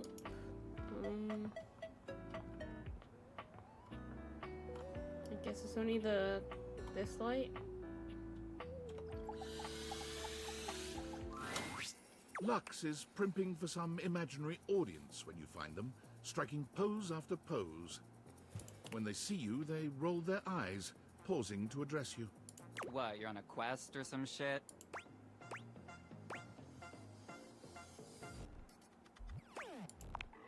Oh, yeah, she wants better lighting.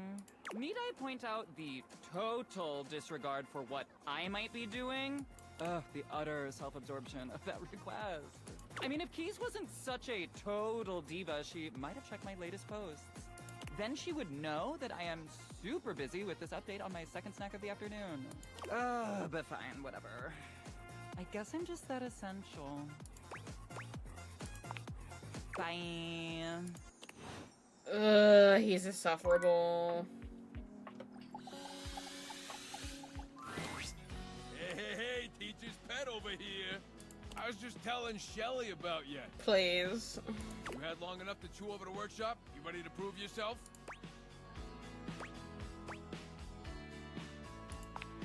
Hey, that's the spirit. All right, let's see what you got. You got a crush on me, real bad. Passion rages through your body every time you see me. Yeah, you're meant to punch Lux, not me. You see me walking your way, looking handsome and strong and all that. Now, what do you do?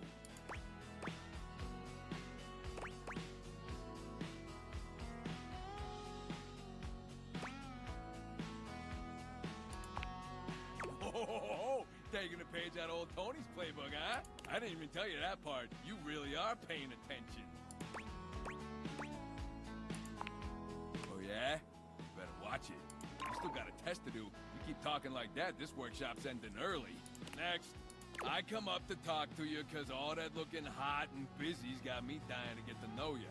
I tell you, I would like to see you sometime. How do you handle that?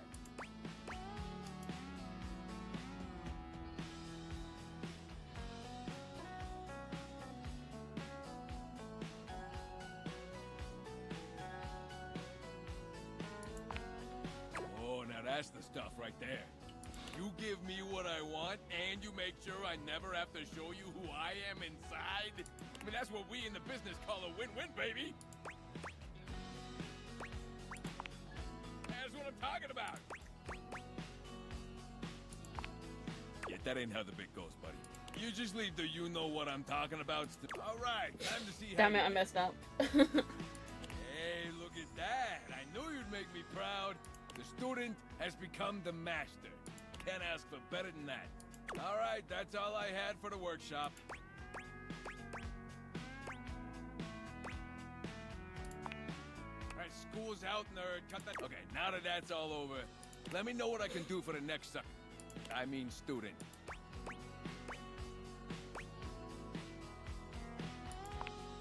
I knew you had a good eye. This right here's solid construction, baby.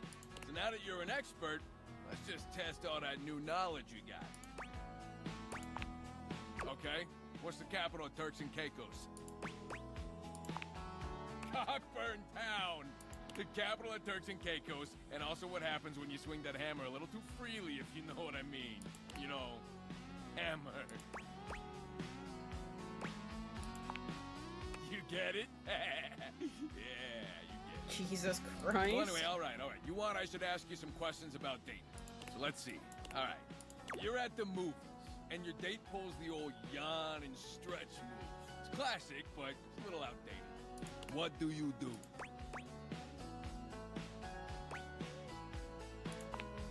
You too? Yeesh. You're too cute to be pulling amateur moves like that. You believe in yourself. Now, a real date would just tell you how hot you are and put their arm around you with no pretext, but we ain't all me. We all gotta start somewhere, you know? But your date should know they gotta do better. All right, Your date asks you how you got so damn sexy and why your construction is so impeccable. Your answer?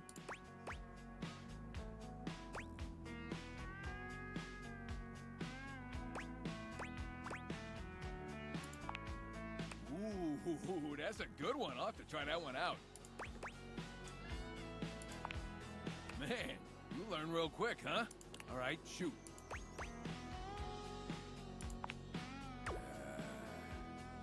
I don't know about that. Yeah, I think I want a second opinion. You know, on account of your romantic life being a dumpster fire. What do you mean? Loads of people love me.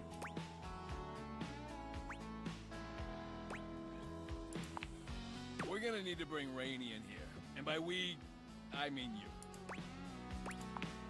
Yeah, that's the one. A real doll. Real musical genius. Loads of people love me.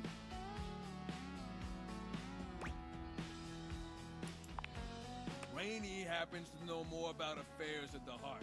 You know, on account of all the love songs. Besides, you can see the old Tony charm in action on someone else. Ergo, i.e., etc. You gotta bring the water to the horse. And besides, you owe me for the relationship advice. Well, anything sounds stupid when you say it all shitty. Now get out there and make me proud, kid. Don't forget to talk to Rainey next time you come through. I'm gonna take lunch.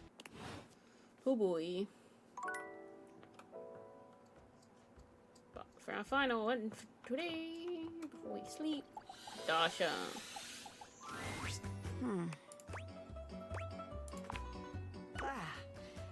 I am so glad to see you. There is much on my mind lately. Not yet. I promised I would help you with date training, and we must finish yet. Now comes most important part. We have had wonderful dates. Everything has been so perfect. You have brought me back to my house, and now we sit in your car. Another dice person? Oh, the other dice person. We didn't have to play D&D with Dasha. We could have chosen somebody else. She's really on our advice.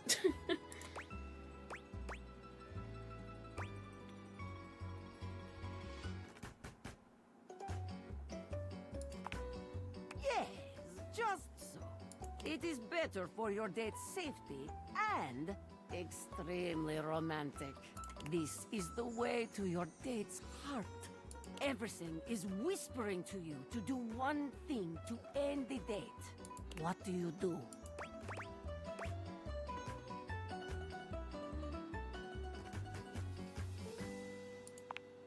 Oh, how wonderful. Your date may want kiss from you, but is nothing wrong with going at your own pace. Very good. Let us assume your date is not so old-fashioned, and after your kiss, has invited you inside. You are accepting this invitation because date has gone well. You find yourself sitting on my couch, looking into my eyes. What will you do now?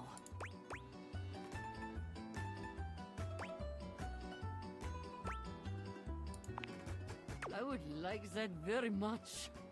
What a beautiful end to date. I have heard enough, I think. Very, very good. You have performed wonderfully. If I am being honest, I am not sure you ever needed my help. See, I'm good at this whole dating thing. Right? Is that cool? Right? Any date would be lucky to have you.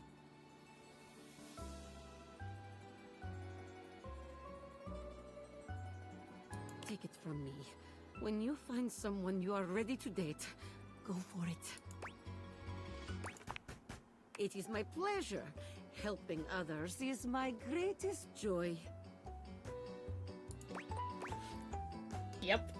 I am terrible at dating in real life.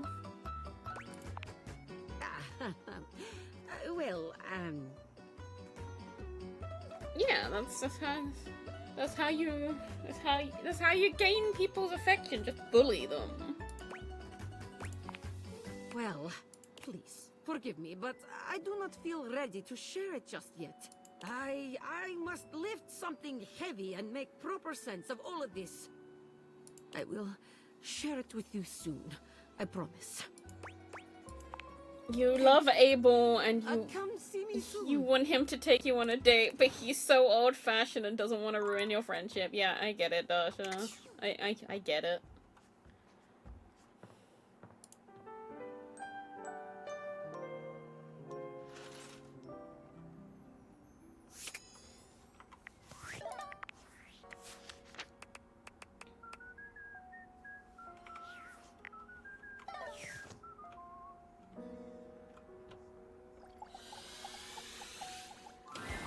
Hey. I'd rather you didn't, actually. Sorry if that seemed rude. I'm just in my head right now. Do you mind coming back some other time? I'd rather be alone right now.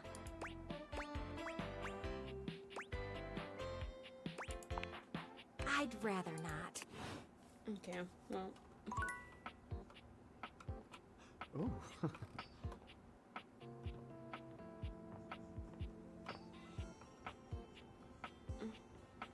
Okay, Dasha. Lady, I got dating to do, yeah. There you are. Yes. Thank you for your patience with me. Spending so much time with you speaking of romance lately, it has given me much to think about. Perhaps it will surprise you that a strong and cheerful desk like myself is not going on many dates these days. Truth is, I have put so much of myself into helping others, I have not left much time for myself. No, Dasha, do not lie to this wonderful human. I thought it would sound nicer if this were the case, but it is not so. But the feelings I have for you are real.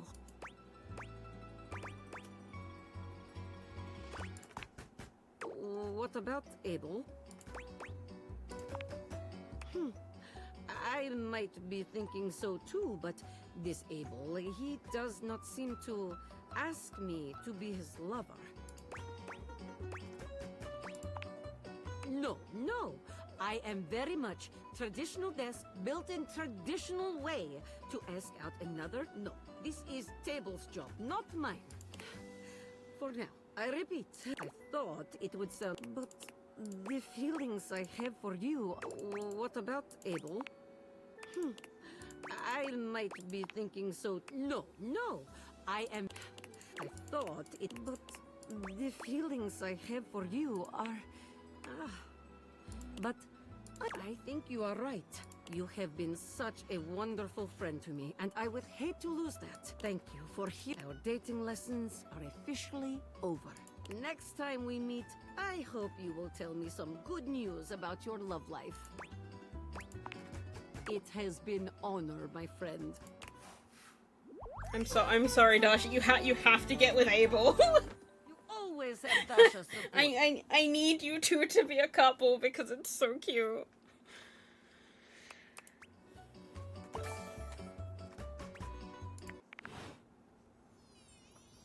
Abel, come here. You're a big independent strong table. Well, look at you. Always a blessed day when I get to see that kind smile of yours. I can't make them get You take together. care.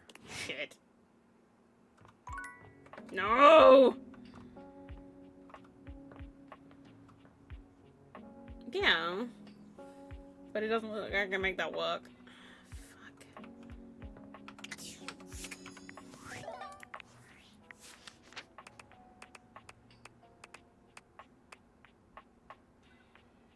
I tried both. But Dasha was just like, no, it's his job to ask me out. I wouldn't ask him out.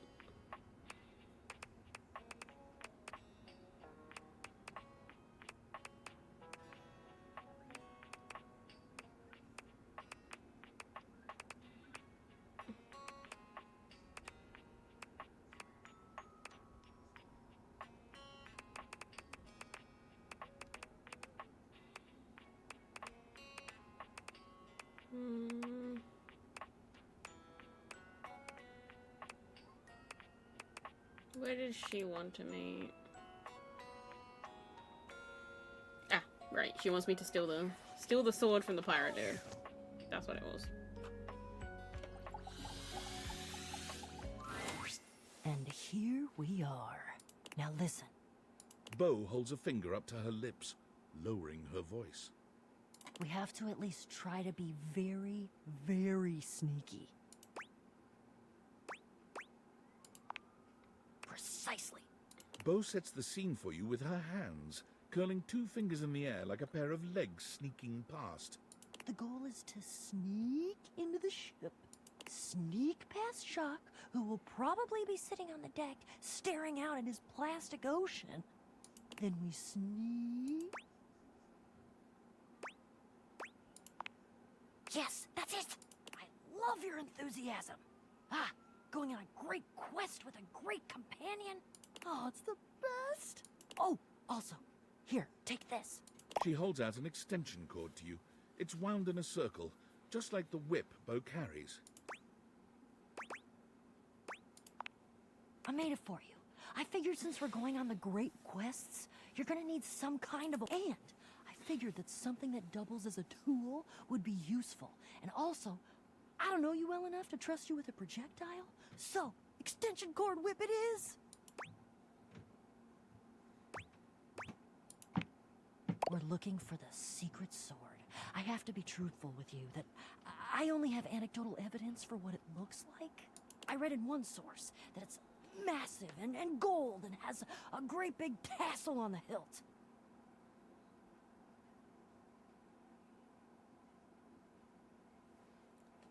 Then I read in another source that it's actually just a stick, a little piece of driftwood that washed around in some huge river for hundreds of years until it was worn small and straight and perfectly smooth.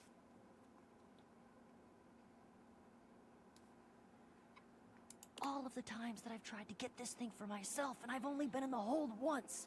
It was there, but Jacques had some sort of tarp draped over it. A tarp? I think it was a cocktail napkin. Oh. It had like a little neon pineapple on it. Oh, it all adds to the fun. I can tell you for absolute certain, though, we will know it when we see it. Will we? Whatever it looks like, it will be perfect and spectacular. Okay. Okay, in we go. Jacques draws his cocktail sword with a snarl. Stop! Right there! Oh, shit. You insolent, trespassing repeat offender! I draw my sword at you. I bite my thumb, and I express gaseous matter towards your possession. Well, shit. Calm? You dare open your tag-along mouth to tell me to be calm? If you even knew the number of times this scallywag has invaded my ocean, boarded my ship, and attempted to swipe my precious personal property right out from underneath me, you would not be mashing your teeth together to form the repugnant, repulsive, and ultimately unsatisfactory word of calm!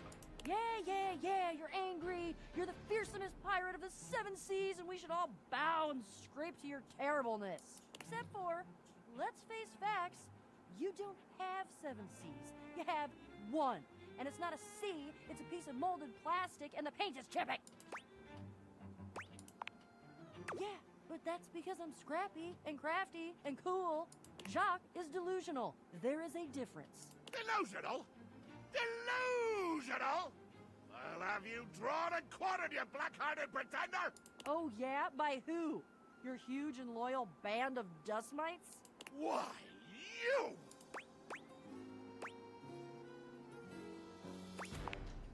Ha-ha! And now we have the blessing of this young newcomer to do our damnedest to destroy each other. What a lovely day this is turning out to be. Oh, bring it on, Pipsqueak! I hope at least I get a few fun shots in before I crush you by accident. How dare you impugn my stature? Yeah, like I wasn't gonna go for the lowest hanging fruit in history. I'm a rapscallion, not a moron! How? A blow to the ankles. Shriek! A slicing swing to the hip. Debilitating you and bringing you crashing down to one knee. You pant. You beg, but I can see the fire of rebellion still burning in your eyes. And so, whammo!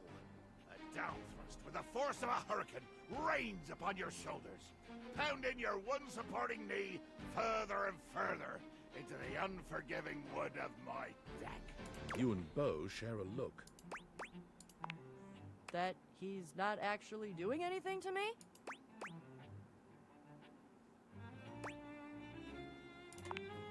Yep, I know. Best to just let him tire himself out, I think. Jack continues his little tirade, ranting mostly to himself at this point. I dance around your prone and bloodied body, calling down the righteous rage of the gods upon this would-be thief, this erstwhile criminal, this embarrassment to the designation of legitimate illegitimates. I crush your fingers one by one under the heels of me shining boots. I bathe in the glory of your anguished moans. You know, I think I heard somewhere that he wrote a book of poetry at one point. Maybe once this quest is over, we can try to find it and stick it up on the refrigerator in the kitchen.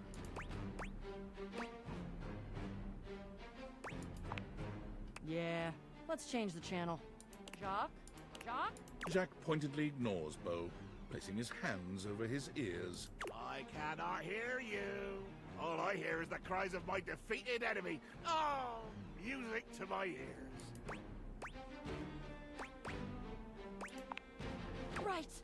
Yes! Begging your indulgence. I'd like to tell you why I request the great gift of the loan of your sword.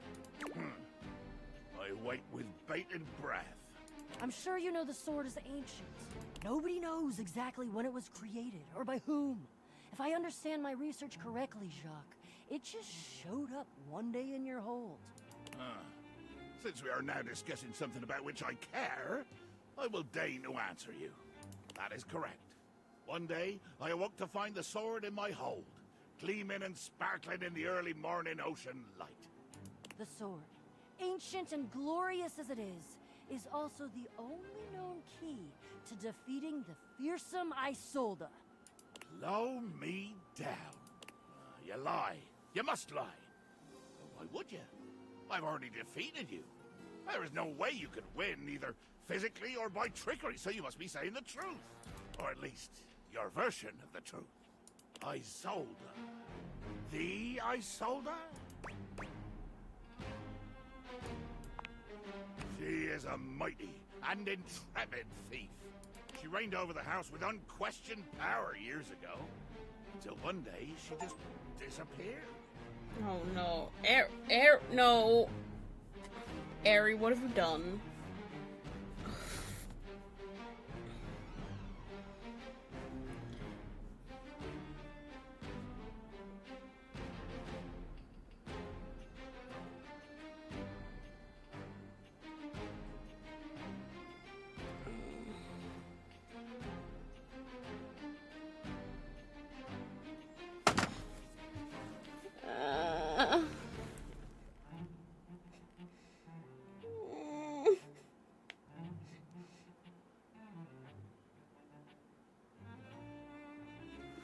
Eri, why?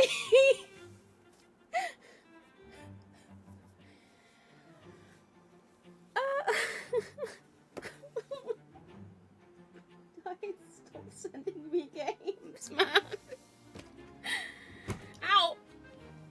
I just kicked the desk.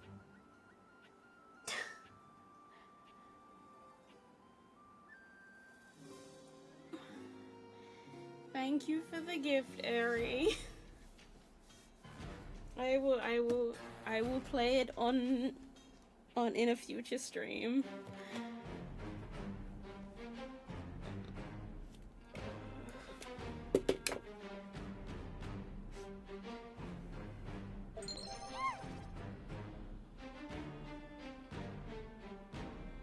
No, my foot slipped off my chair and I whacked it into the desk because the way because of the way I sit, because my computer is over 2 desks.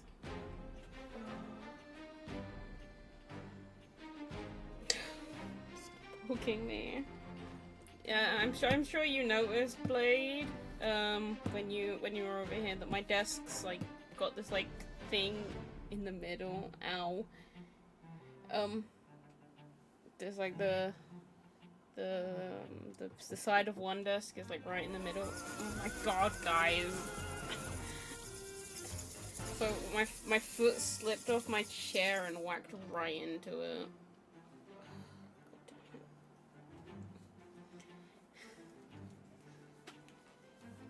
Thank you for the gift, Ari. I will play it on stream at some point.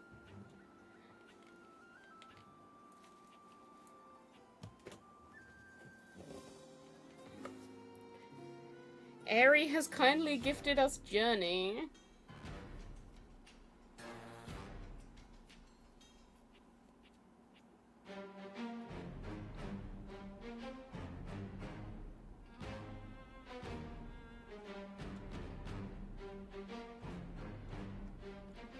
I don't know much about this game. Let's have a look quickly.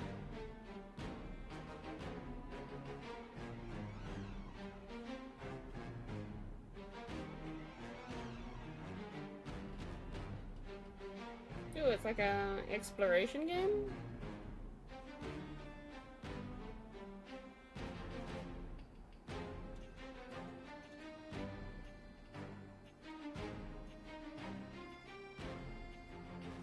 Explore the ancient and mysterious world of Journey as you soar above ruins and glide across sands to discover its secrets.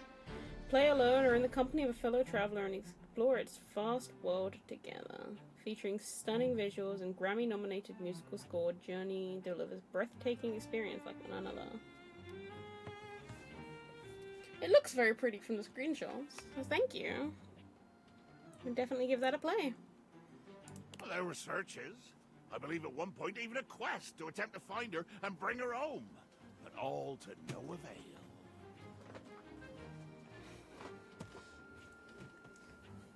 I just feel a bit guilty about receiving games and stuff. Like, for streams and stuff. I mean...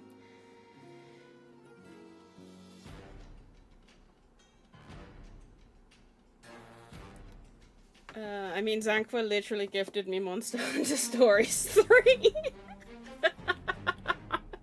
And that's like $70. So I was like, oh no. You know how it be. Money's tight for everyone, and I always feel guilty when people buy stuff for me.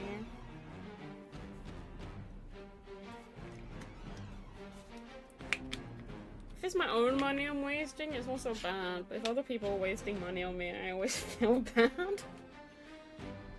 Yeah, there was a quest. It was me. But that's not what we're talking about right now. Jacques, the sword is the key. Without that sword, I cannot fight her. I cannot return her quarry to its rightful place. To be honest, without that sword, the greatest adventure of my existence ends right here, on the deck of your ship. Money spent on people you care about is not wasted.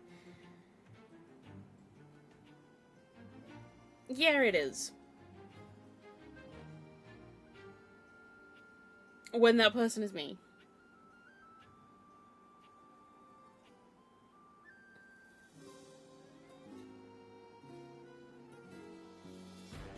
It is a waste of money for you to spend your own money on me.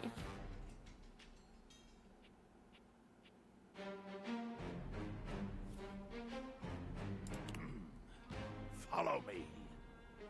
Jack doesn't even wait for your answer before pushing past you and Bo. He doesn't bother turning as you call after him. That is how logic works. Jack finally stops, turning to look at the two of you from over his shoulder. We're going to the hold. Jacques leads you to a place deep within his ship, looking at you and Bo with a grave expression. This is my inner sanctum. As you can imagine, nobody comes here. Mostly because without the magic of those glasses you're wearing, nobody could fit. With two hands reverently on its sanctified cover, I slowly, dramatically slide the silken fabric off of the altar.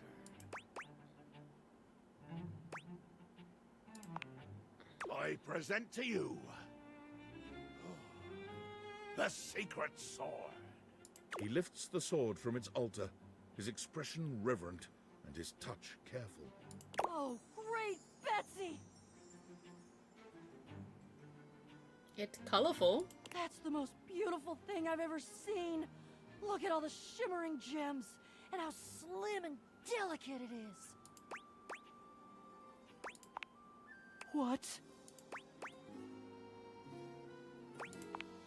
Gasp!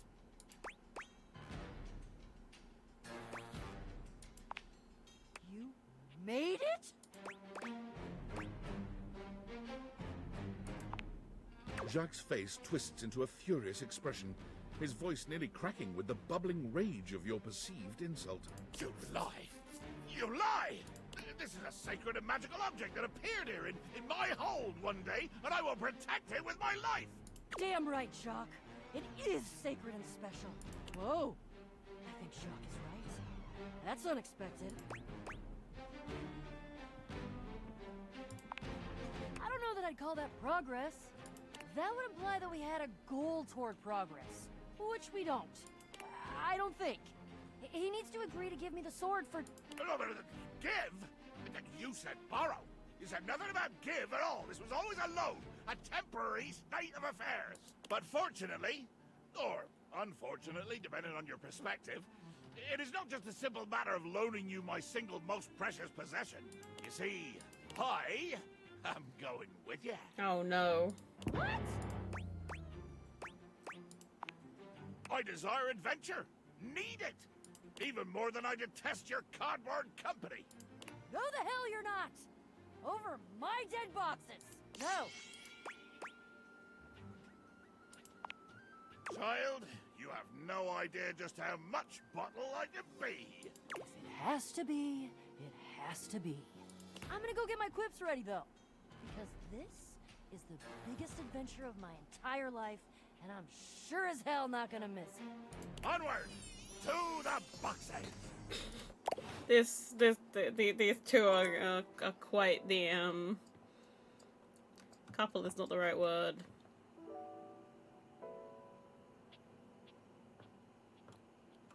Chaos?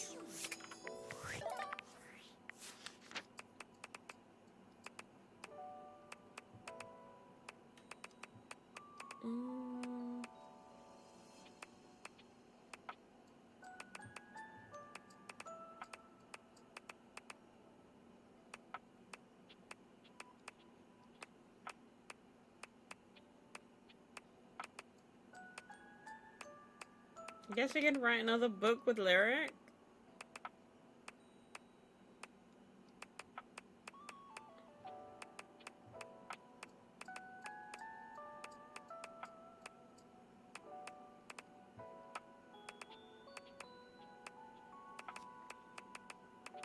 Or we could talk to the air.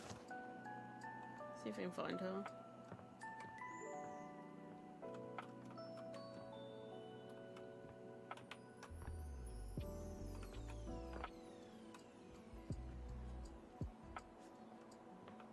There she is. You return again. Why?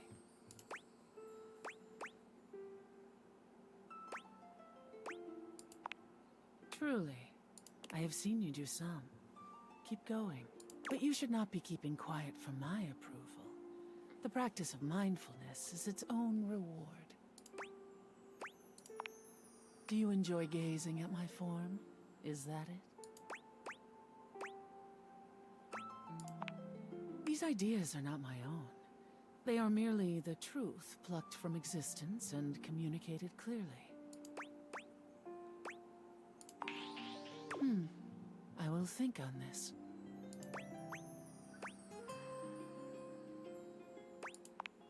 Indeed. Here. Okay. That was the air.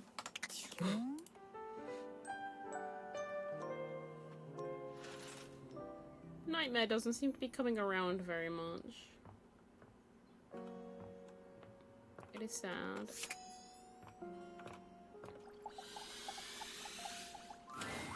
A grande dame with a gothic vibe regards you with an expression that's hard to read. She holds your forgotten, formerly trendy robot dog in her arms, petting him idly. I like her.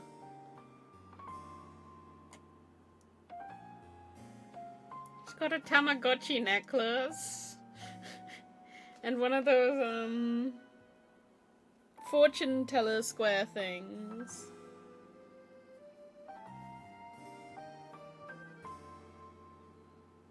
Well, well. If it isn't the one who made me.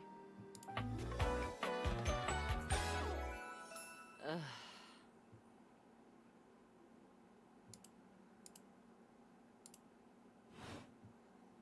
I don't know. I suppose I'm a bit... disappointed? For someone who's amassed such a varied and confusing collection of bits, you just look so... normal. I was hoping for a real Frankenbrine to go with all this preservation.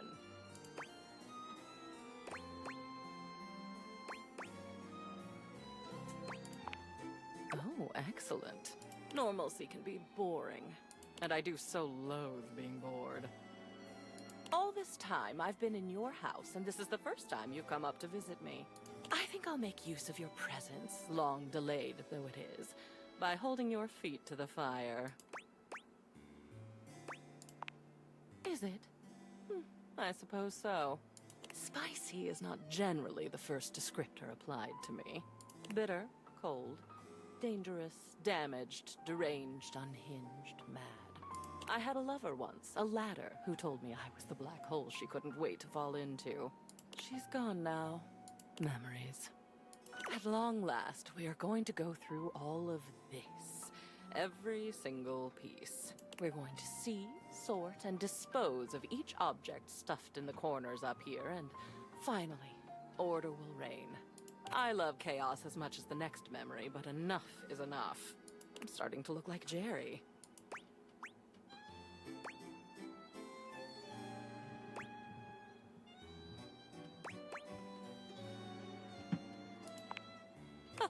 Oh no. You are long past the point of no return with me. I exist now, and I'll go on existing. The cleansing I'm demanding will simply mean that I can exist with some semblance of dignity. Though perhaps I shouldn't ask you to do this with me. I know how tantalizing it is to be worried to distraction. But no, needs must. We've established I won't die. Though, another time, that might be fun. Let's get on with it. The first of your tasks for me is to gather chem and art, so that we might proceed efficiently. These two are both necessary for our project to proceed, so off we go. There's cam one we don't have. I mean, we're done with Jerry, we don't have to talk to him ever again. It's fine.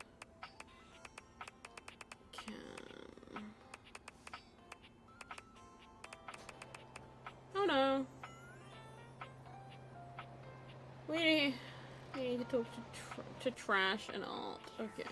Well, Art's behind her, so that's fine. All right, my intrepid teammate. Let's do this! That's the spirit! We have completed the first part, the quest of the secret sword. But the second part, that's the one that hits closest to home. S.P.E.C.S is my rival. I sold the chest. The part of boxes that are used to conceal, confiscate, and wrongfully withhold. I guess you could say she's my evil twin. An honest thief. I use my powers for good. And you can always cut through cardboard. Isolda has been keeping something underneath this house.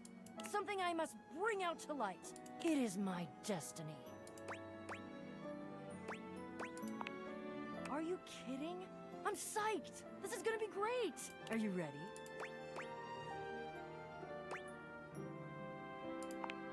Oh, he's coming. I think he was polishing his belt buckle. Something about can't go swashbuckling with a tarnished buckle. I don't know. Oh, aren't we all here, gathered in the gloom before the hurricane should sweep down on our unsuspected ends? Hello, Jacques. So glad you could make it. Was definitely not secretly hoping that you would trip and fall and break at least one appendage, thus rendering you unable to show for our little rendezvous. The hatred. Your concern for your shipmate is touching. More fool you. There's nothing that would have kept me from being here. Oh, and nothing would have kept you from needing me. If I hadn't shown up, no sword. No sword, no skullduggery beneath the floorboards. I hope it gnaws at your maggoty guts that as much as you hate me, you're actually glad to see me here. So I am. I do have a little surprise for you, though. Oh, trust me. This is gonna be worth it. Ha! Flap your sails all you want. We both know that I could still end you. Jacques, and of course our great houseologist, I introduce to you our fourth teammate. Meet Gaia, our resident globe, and an individual almost as well-traveled and storied as myself. Yosh, definitely well-traveled. That's me. Don't ask me nothing. Don't tell nobody. I'm on a mission. Why? Why? Give me a reason. It better be a good one, or I swear by the fingers I still have left, I will find a plank for you to walk. Why would you bring her? I like her. She's fun and positive and upbeat and curious and adventurous and just, well, she's swell, really is what it is. I have noticed all of those things. I hate all of those things. Gods, do you have any idea how much deep personal work I had to do to make myself spend this much time with you, Bo? And Gaia? Oh, she's even worse than you. She's like you, but more. Buddy, I'm standing next to you. Can you not understand the torture? The cruelty you inflict on me? She's fun. Yes. Being around fun is painful and aggravating for you. Yes. Aw, thank you. Gaia gestures to you to come closer. Human, a word? Right this way, out of earshot of those loudmouths. Gaia keeps her voice low, glancing sideways at Jacques and Bo, arguing some distance away. The real reason I invited myself was because I know how much these two can yap. And as a globe can spin fast or slow like, I can help this yarn along a lot faster. If you like, I can do a nice little summary of this here adventure. Or you could watch the lighthearted caper unfold in real time. Oh, I don't know, 30 minutes?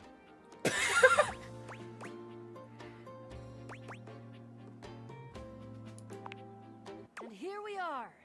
Welcome. To the crawl space. It's okay, Blade. I'm not gonna skip it. Wow, didn't know all this was down here.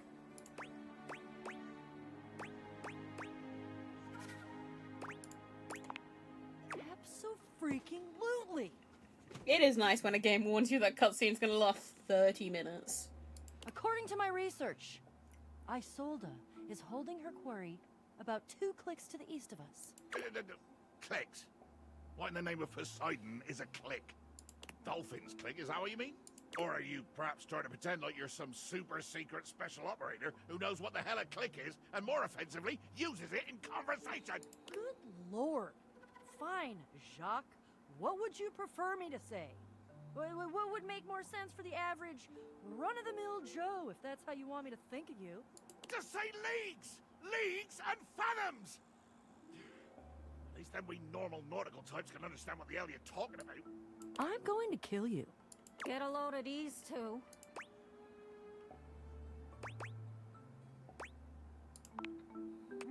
They're too alike, that's what's wrong. In any event, we're going that way. Ugh, I see you've gone for the most boring possible method of self-expression. That way. And we're walking, and we're not killing anyone because certain people hold the sword we need. Jacques, you brought the sword, right? Of course I did. I have it very well concealed in my greatcoat, in order to avoid having it, say, lost or stolen by an unscrupulous and quick-fingered teammate. Who shall remain nameless? Oh no, I'll name her. It's you! You are who I'm talking about! As your teammates argue, you can see a dark shadow scuttling past just ahead of you. Whoa. Weird. What is that? Roaches!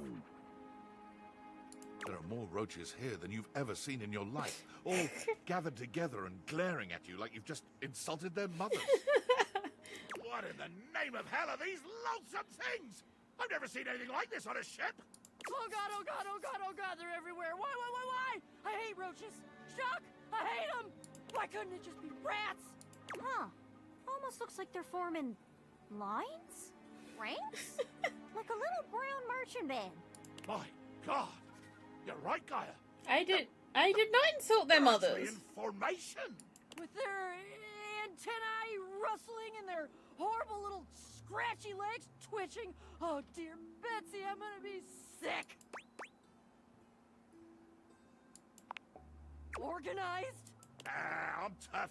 Bugs don't bother me. You're telling fibs, aren't you? Of course, if we had my ship, well, we could just sail right over the top of them. We could plow through I mean, yeah, them like she's so based much off Indiana seaweed, Jones. So much battle detritus, so much swell and deep blue heave. Oh god, please don't say heave. If we can't go around them, we gotta go through them. We can't go over them. We can't go under them. We gotta go through them.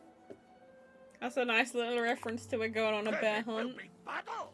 Battle to the death! We're going on a bear hunt. It's just Going on a bugs. bear hunt. We're gonna catch a big one. We're gonna catch a big one. What a beautiful day. I'm not scared. It is a lot of bugs, though, so someone's gonna die is probably us.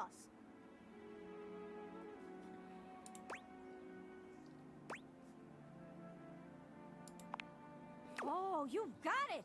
Just take it out and show it to them. Swiping, Just no like that. swiping.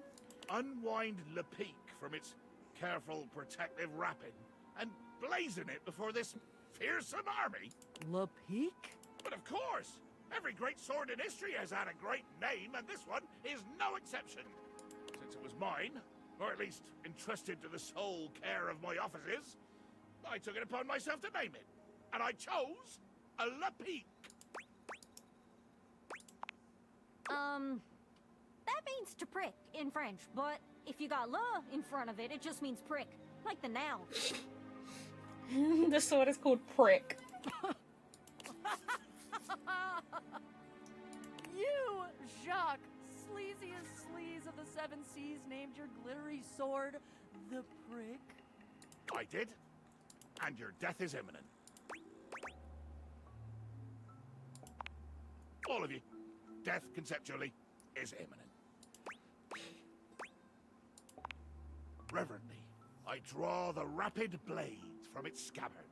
Carefully, I unwind the bindings. Slowly, inch by silken inch. You casting a spell there? One final turn of the silk, and here she is. S.P.E.C.S. The roaches scatter before the power of S.P.E.C.S. Like, well, roaches scattering at the flip of a light switch. They're moving out of the way. They're actually clearing a path for us. Oh god, and we still have to get kind of close to them. Jacques, you go first. You go first, and you keep them back. You keep them, like, way over there and not near me, okay? I shall go first, and I shall bear this great sword ahead of me, like the beacon of intention and glory that I always knew it was, and nobody else knew, but I always knew, because I am Jacques. Well. The stranger standing before you looks entirely too familiar. Whoa. Whoa. Who is... Doesn't she kind of look like... Look what the Blatodia dragged in. Whoa. I'm Isolda, Shut up! Ha! A first-rate zinger. I guess we can call off any battle now, right? I mean, with missiles like "Shut Up" being hurled. Woo! Call it off! No! No, no, no, no, no, no! I think I like the evil twin more. Battle, battle, battle, battle, battle, battle, battle! Or I'll hold my breath! She's got box cutters. Friends, this is Isolde Chest. She's my menacing alter ego, and I must defeat her. Defeat her? Why? Just because she's the shadow version of you? Yes! And no. Theoretically, I'm very intrigued. Engaging with your own shadow? Very, very interesting stuff. Just wondering where we're gonna land on the whole "you kinda lied to us and tricked us and almost got us killed by an army of cockroaches" thing.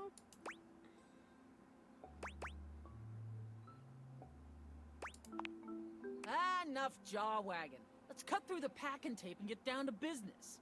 She has a packaging peanut necklace. Glad you're so ready to divulge your secrets and be brought to justice. I'll tell you proudly what I've done. The true treasure I have stolen and kept for myself. Who knows? It might even fetch a fine price on the open market once I'm done congratulating myself for the theft. I, thieftress extraordinaire, have wrangled and waylaid an actual goddess. What? Oh no. Oh yeah. A full-fledged, empowered, glorious, immortal being right here in my safe and wretched little manacles. Her name. Tell me her name. But Gaia, dear Earth, you already know. I have captured Rango Maiwenwa. No! Oh, great crates. Rongo, my Wenwa? She's been here this whole time? Rango Maiwenwa. How could you? She's the animating force of the Earth itself. She's precious. She's sacred. Yeah, well, she's mine. And there's not a damn thing any of you can do about it. You have to help us. What should we do?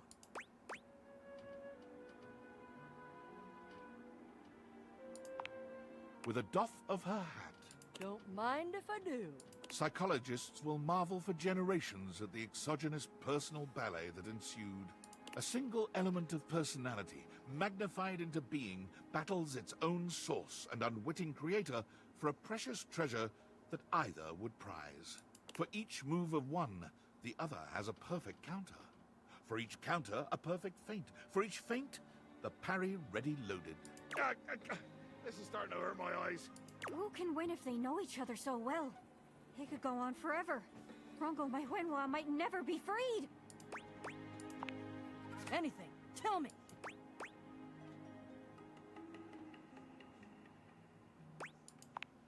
What? What? Capitulate? Cave? Cower?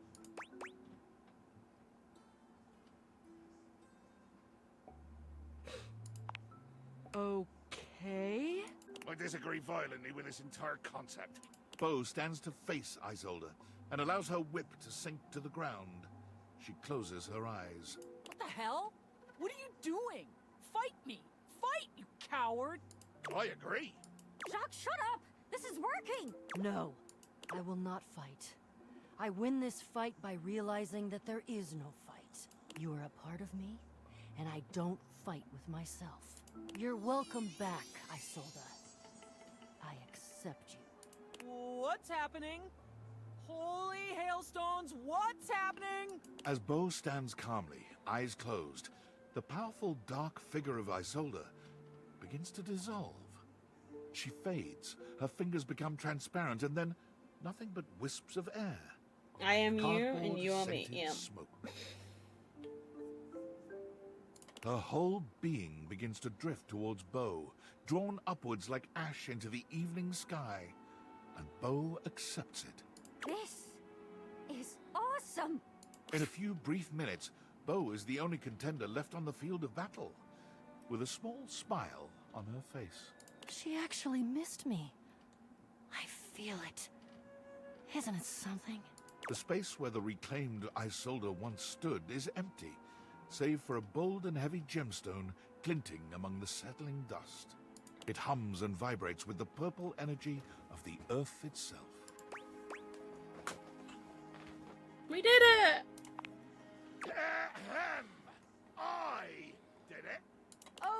okay. Your sword helped, but we worked together. If it weren't for the sword, we'd be swarmed by roaches. Is that what you want, Miss Package? Sigh. Where's Rongo, my Wenhua?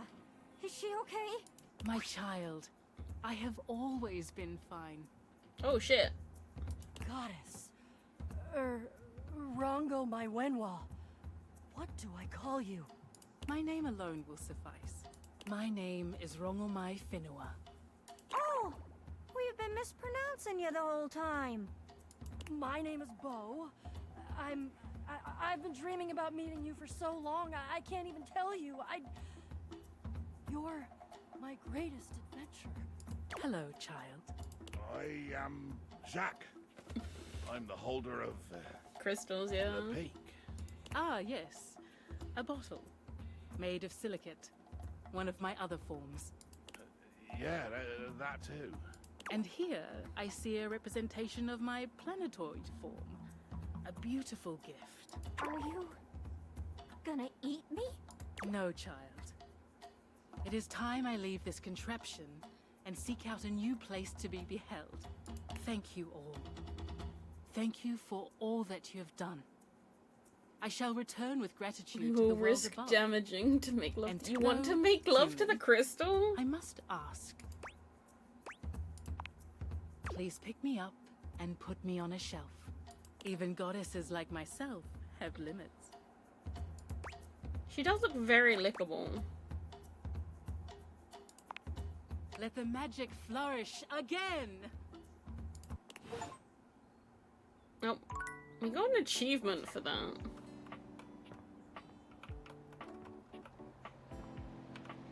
For finishing the longest quest in the game.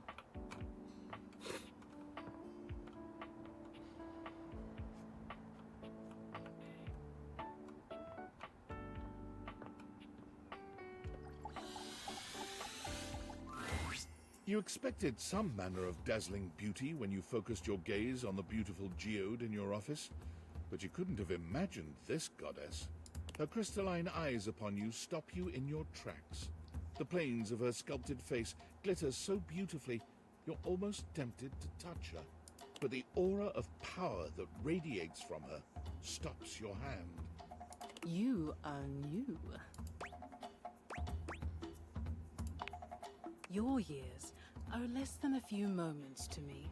I have heard stories of the master of this household from Aaron, another green young shoot convinced of their own immortality, even as the wildfires rage closer and closer. No, mortals always think this way.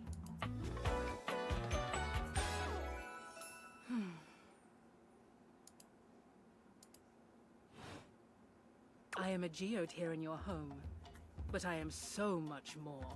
I am the earth that nurtures you. I am the elements that imperil you. I am all that was and all that will be. The first and the last. The beginning and the end.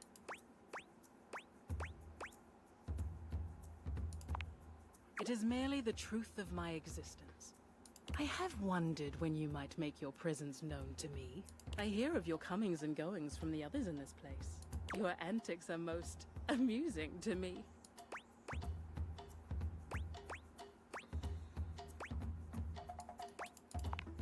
Yes, the things you do in this dwelling. I have things to tend to now. Important things far beyond your kin. You may go now. She's a little bit of a bitch.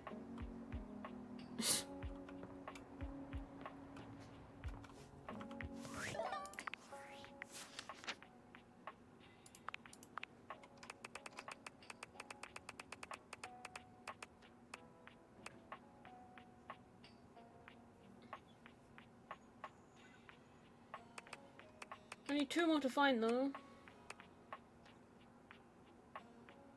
And Ari said this one's inside the safe, lady, and we don't know how to get her. I guess I have to do the safe now, huh?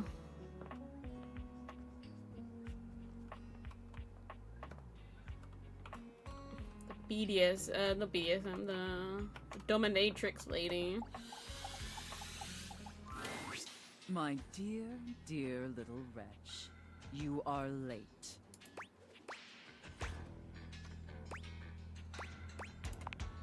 Pathetic. I hope you're aware, if you'd already filled out all the necessary paperwork, I'd punish you for that transgression. I'd punish you severely.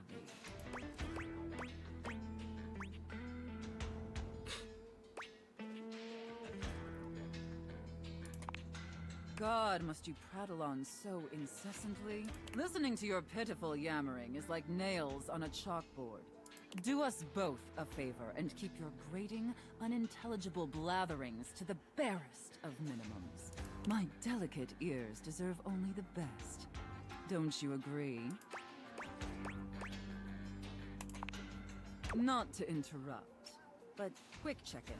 That wasn't too harsh, was it? The whole unintelligible blatherings angle? Definitely let me know if I'm being too harsh. Like, I absolutely want to treat you like you're worthless garbage that completely repulses me. That's basically how I feel anyways. But I want it to be hot, not sad, you know? Jesus Christ. Enough flirting. We have business to attend to. First, I will need you to consent to my complete and total authority. You will surrender yourself to me, making you compliant, dependent, and subjugated to my will and my will alone. Do you consent, wretch? I'm already classified as a dependent on my taxes, so this isn't new.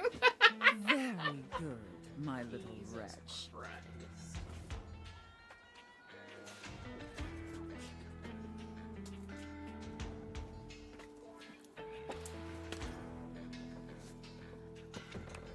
It appears that you can follow orders well, at least when you put your mind to it.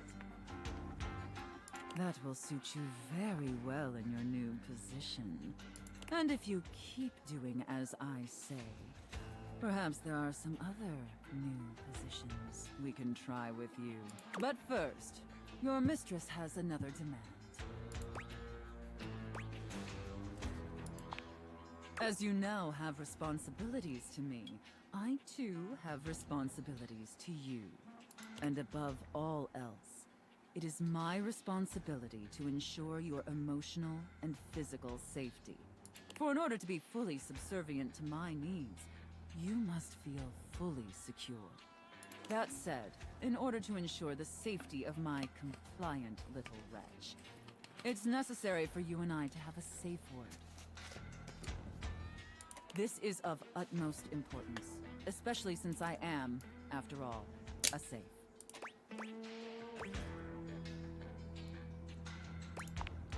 Usually I would choose our safe word.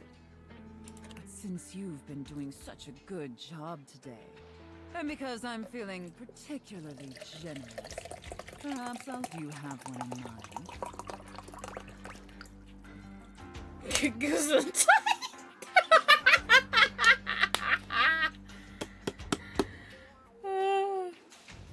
Yeah, let's go with Gesundheit. Gesundheit. Ah, yes. German. The sexiest of languages.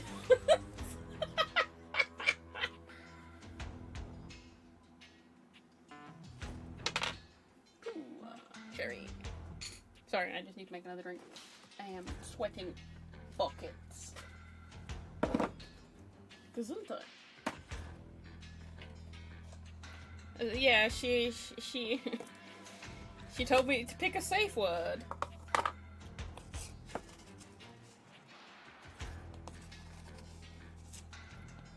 Cause she's a safe and a dummy mummy.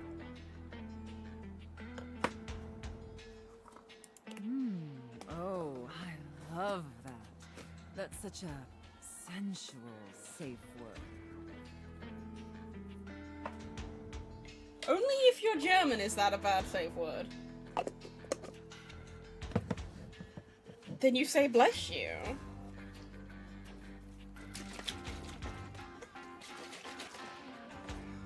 Did my little wretch come up with that all by themselves? It was my grandma's name. Interesting. I see. Maybe there's more to this pathetic little wretch than meets the eye. Of course, we'll have to put you through the paces to discover how depraved you really are. Can we not do this on screen? With my little wretch like that. How depraved could I possibly be? Compliant and subservient. You're off to a promising start. But before we truly begin, I have one last issue that's been bothering me. Between you and me, I've become incredibly bored with most of my other, let's call Careful, them Missy. relationships. I was just responding to the fuck she's saying on the screen.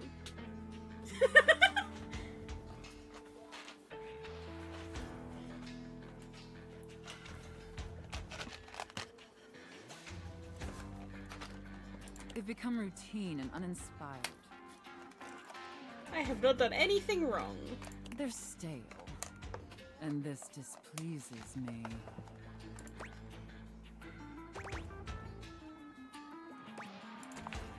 It's all right.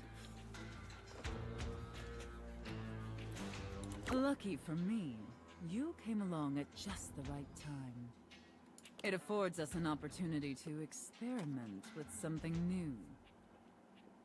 I think, perhaps, to ensure you reach your full potential, we shake off the oppressive shackles of our everyday humdrum reality. Do you understand?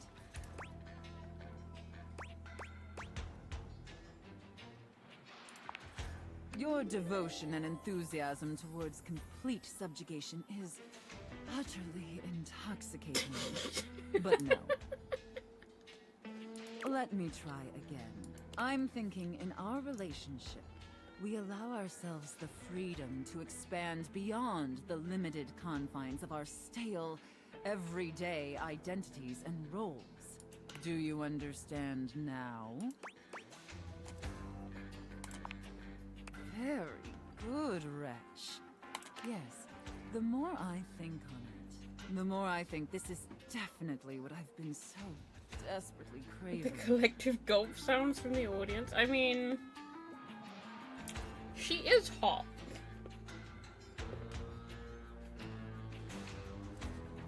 And how lucky I am to have acquired such a pliable, subservient plaything to help me quench my thirst. All we need now is the appropriate canvas to paint our desire upon. She is incredibly safe. If you beg for it, I'll let you choose. Show me, Wretch.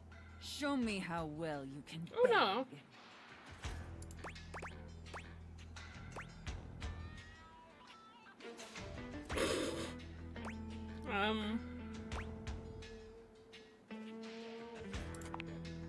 So utterly pathetic. I really shouldn't reward you for debasing yourself so pitifully. However, I do so love the sound of begging. The goal is to get inside her, And yeah, which because is why you we have did to give a her the answer she wants. Satisfactory job. I've decided to grant your request. So, Wretch, out of these 3 tantalizing scenarios, The safe is cracking which do you. you think your mistress would enjoy the most? Chef and prep cook, Santa and elf, and finally, IRS auditor and small business owner. This is cracking me up. I should have expected that. A rather pedestrian choice, but perhaps we may find something therein that I still find amusing. Now, I've seen more than enough of your pathetic visage for today. Be back here same time tomorrow and be ready to serve my every need. Do you understand? Very good, Wretch. I look forward to experiencing your vain attempts to please me. She crazy. Oh, that is funny.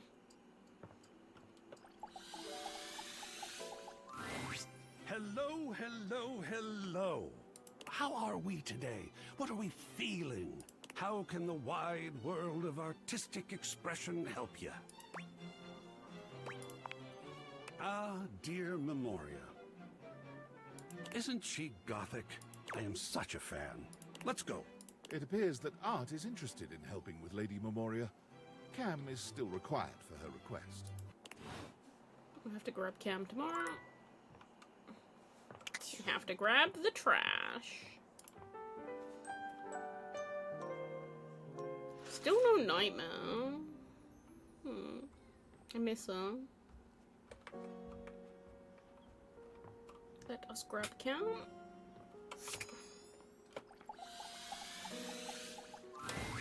Yo. Okay. And with that, your quest for Lady Memoria is complete. Cool.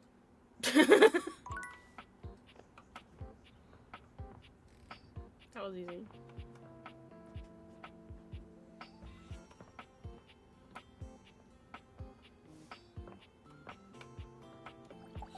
This box.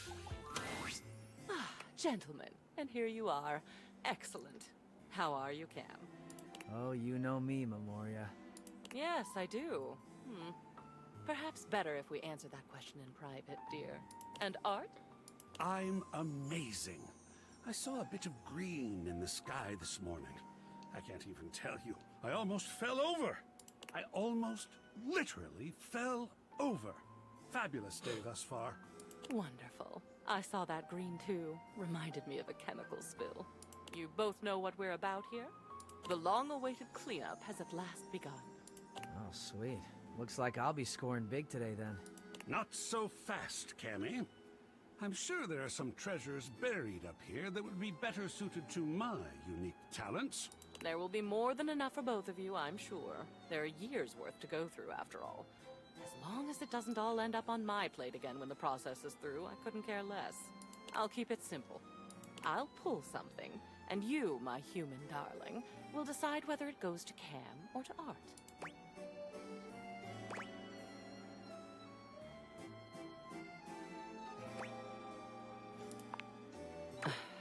Then I suppose I wouldn't really have a choice, would I?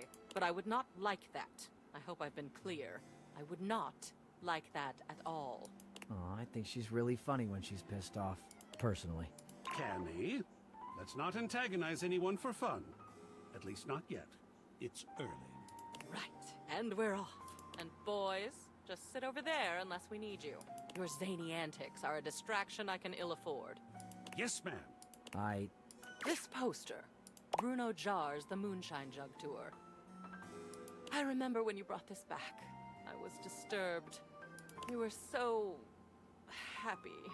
I believe it was this concert where you got that stick-on tattoo in the bathroom. What was it? A rose? Barbed wire? Bruno Jones. Ah, yes. I suppose that was topical at the time. So, what shall we do with it?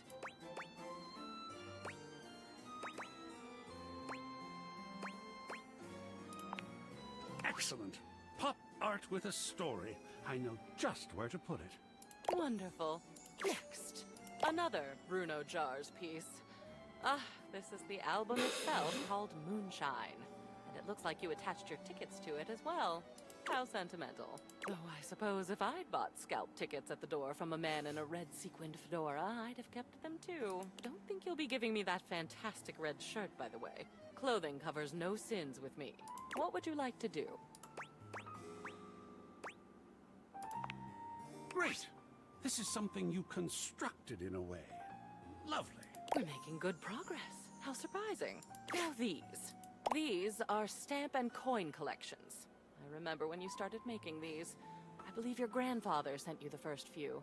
I'd be surprised that you still had them, but you don't. I do. And we're going to make a decision about them. Now, please.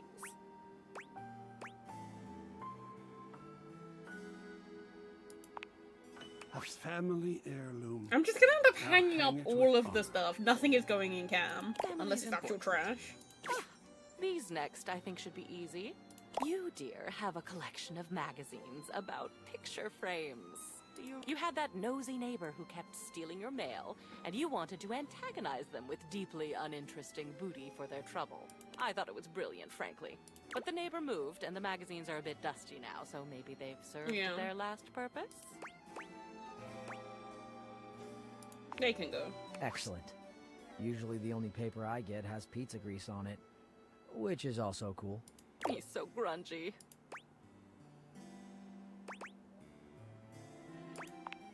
I am, aren't I? It's nice to be appreciated. Ah, yes, motivational art. You got this from that gym you were going to for a while. Apparently they had good classes, a clean locker room, and this penchant for making thing-based puns. Believe in yourself. Take a bike out of life. Rack your plates. I suppose they thought it was funny. Toss, keep, burn into ashes. Huh. Think I'm gonna use it as a shelf. Why not, right? It would seem appropriate. Creative. Last one for now. One of Hirohime's posters for some sort of anime. I can't say I understand why this seems to be all the rage nowadays.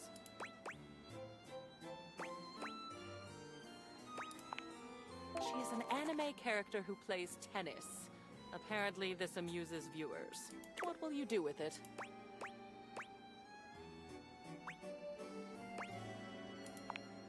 Oh, goodness, look at that. What an addition that will be to the collection. Yes, won't it? That will be all for today. You have a lot more art up on your walls now. I do love some full-fledged self-expression. Well done. I'm feeling better already. See you next time. Did they actually put any of the artwork up, though? Oh, well, the boxes have decreased.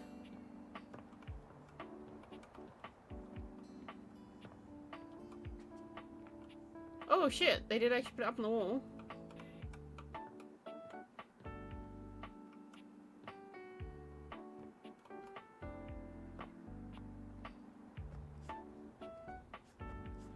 Where did Hirohime go? Oh, there she is. Hirohime.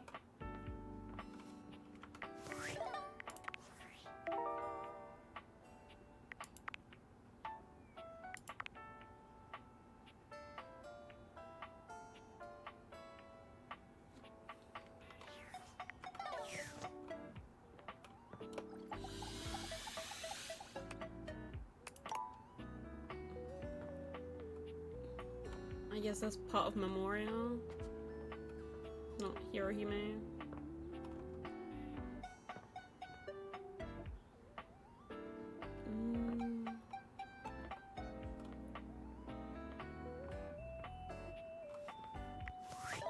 Oh, we even put the coins and stamps up. Oh, how cute.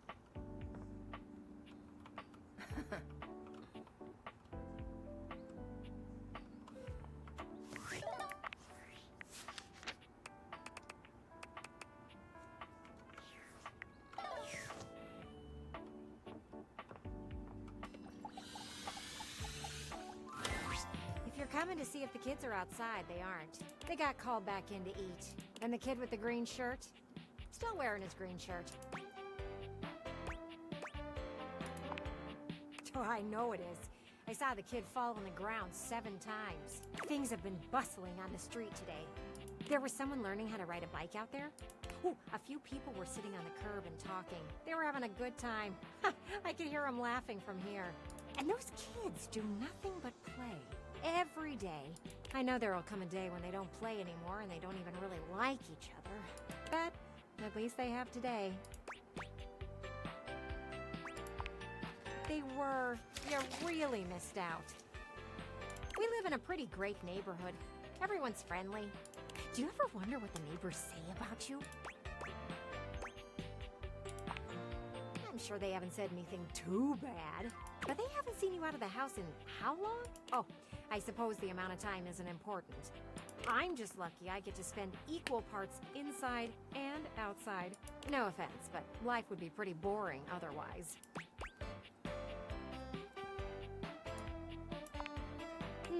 Not as much as they have out there. It's okay. I don't blame you, though. It's just the way things are. I suppose we can't all have the carefree life of children. But surely we can have more fun than we are having now. What would you do if you did go outside, And I don't want you to answer right now. I know it will just stress you out. Think about it, and meet me back here. And yes, that means I would like for you to leave now. You're making me kind of sad. Bye-bye! Gwendolyn does not like us very much. Okay, safe again. Finally. I take it you're my 11 o'clock. I should have known it was too much to expect you'd be on time. After all, it was apparently too much to expect you'd properly file your taxes. You're not even dressed properly. Put this on. It suits you. That is an interesting outfit. I trust you brought your financial documents, receipts, and records to support all the information reported on your most recent tax return.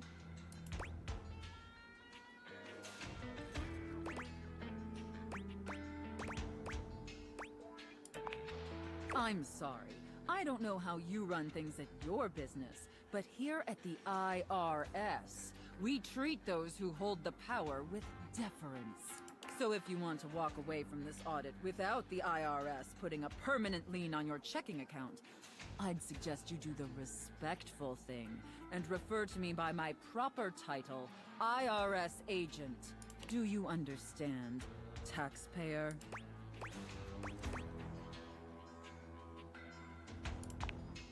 Much better.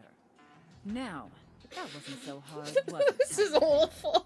You keep complying and showing me the proper respect I deserve, and I can make this process much less painful for you.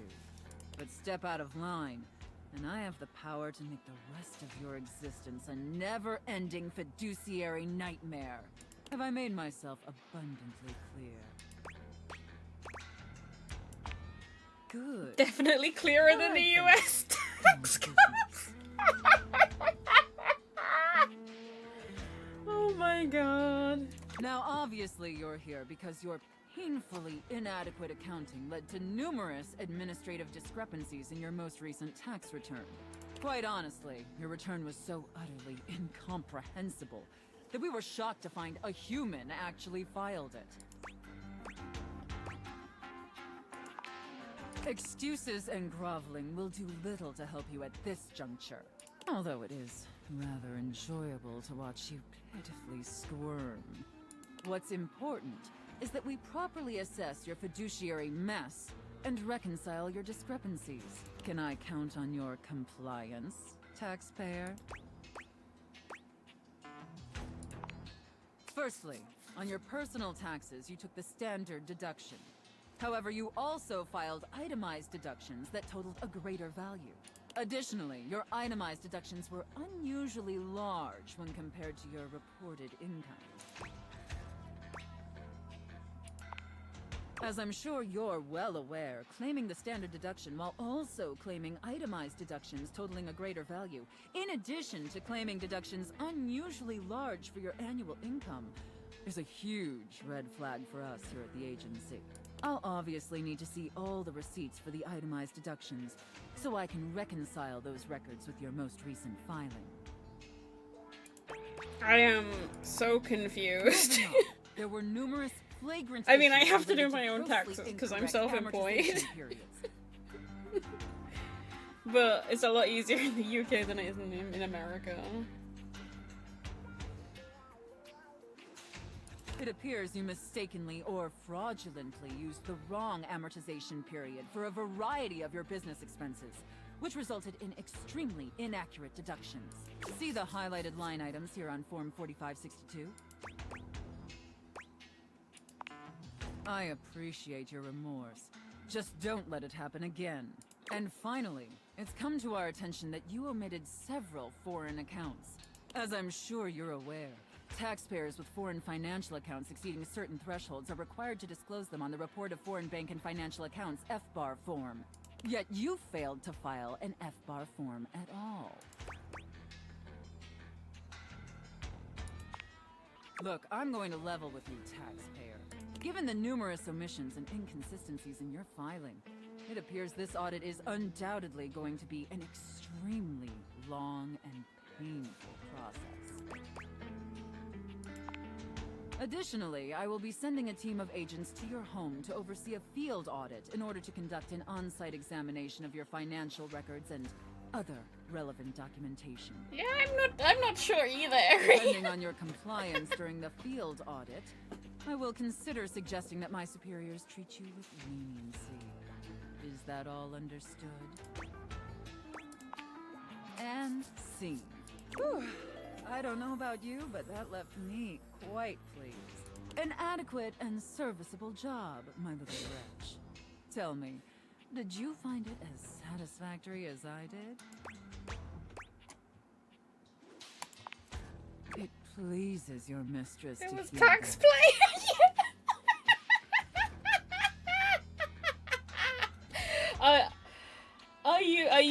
Are you thoroughly aroused by this?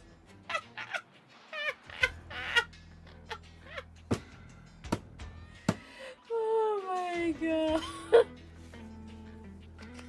And considering you were not a total disappointment, I'd be interested in exploring another scenario with you. I mean, that was the worst one over and I done look with, right? forward to experiencing your vain attempts to please me.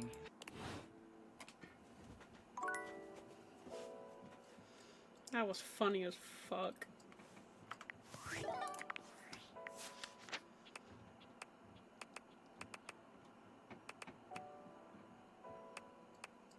How do I need to realize that?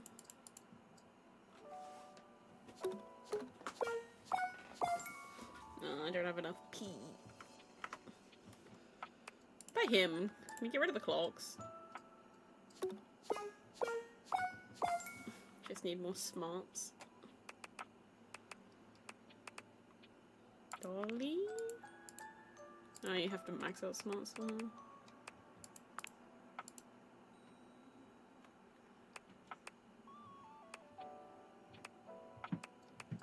I guess we'll do Lux. Oh no, we can do board games actually. Hello and welcome to Sandyland.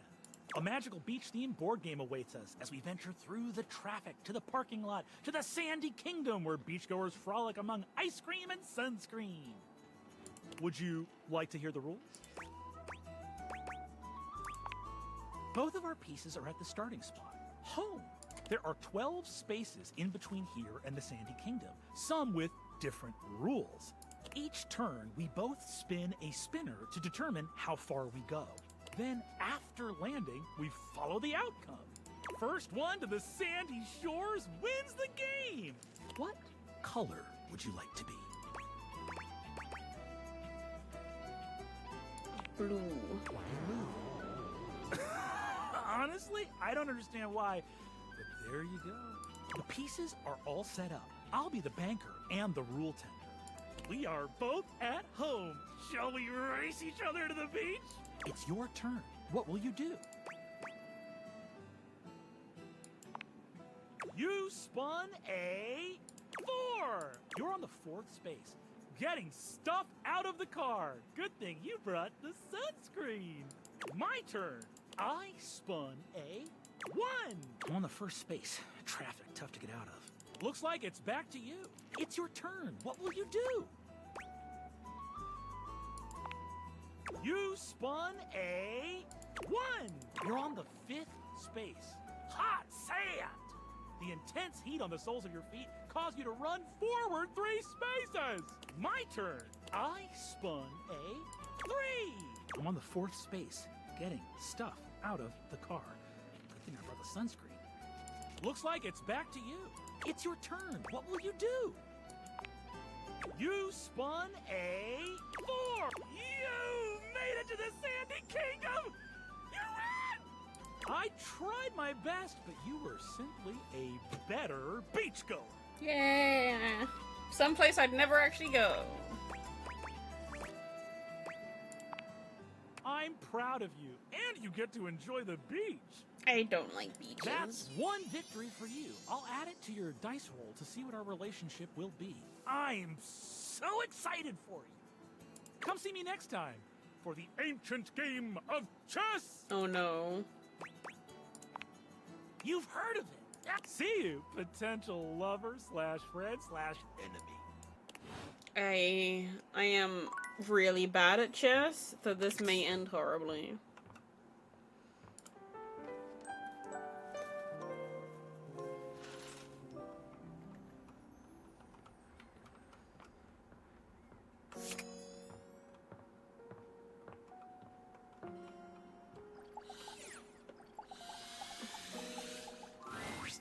Well, are we all back? Yep, here. Just had myself a nice cold spaghetti lunch, so I'm fueled up and ready to rock. Oh, delicious. Where did you get spaghetti? Seems like the kind of question you don't actually want the answer to, doesn't it? Oh, Cam, you are so resourceful and energized, which I'm glad about. We have another full box to go through, and we all know how this works by now, so boys, go to your corners. I feel like I'm getting punished in school. Dope. And you, Art darling, right up here, front and center. Don't worry, I won't bite. At least not until you ask me to. I hope our work this day will be a good one for Art. So, item 1, Chimneyland. Oh, isn't it macabre? Every time I look at this map, I feel like we're back there all over That's again. a pretty map. That one Halloween when you brought this map back. Those memories are so dark and so twisted and so... Oh, my. I'm losing control. I did not expect this process to be so invigorating.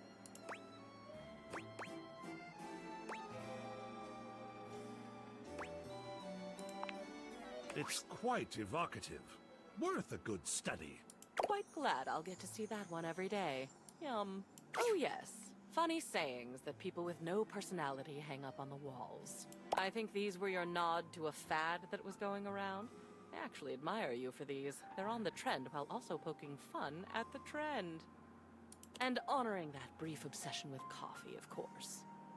I mean, those are quite nice Live, Laugh, Love posters.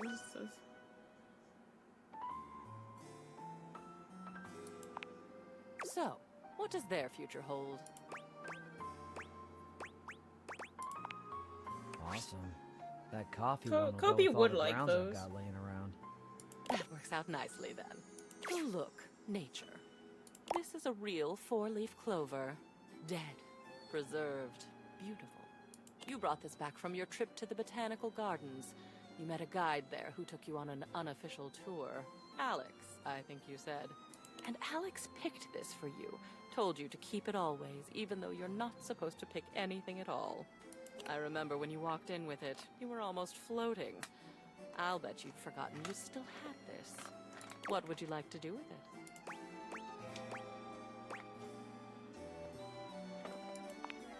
A tribute to a beautiful memory.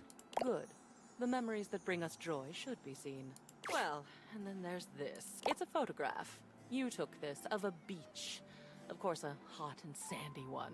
Not of a cold and rainy one, which, if you ask me, is the only time that a beach is not a monumental waste of time. I will never understand this fascination with beaches. But Me this one neither. was special to you. Is still special, perhaps? It was a moment of great stillness for you. You took this photo to remind yourself of that moment when you felt purely happy, even if it did happen on a beach. So, what would you like to do with it? I'll take care of it. Wonderful. Ah, time to move into the educational material.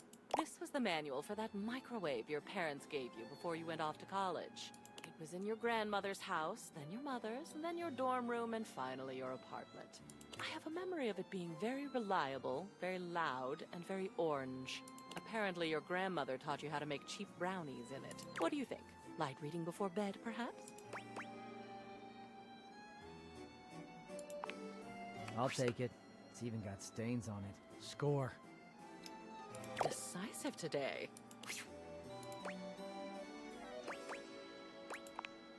And aren't you good at it? It might be Luke's Oh, manual, yeah. I'm not usually one for adorable, but look at your parents. I don't know them, of course. I only know your memories of them. And when I look at this photo, My darling, it is a good memory. What would you like to do with it? A fine selection. I'll put it somewhere prominent. Lovely. That ends our day's work. It's nice to see so much of me up on the walls now. A good day. Now shoot, one more day like this and we'll be done. Oh shit, the boxes are disappearing.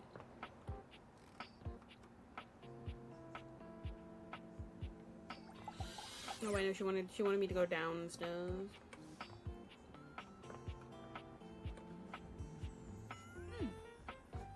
This one.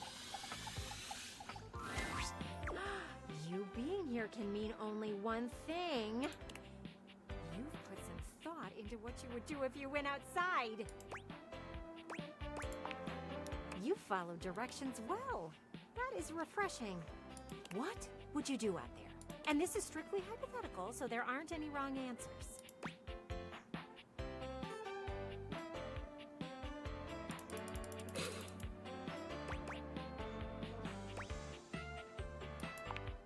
Okay, that sounds kind of boring, but okay.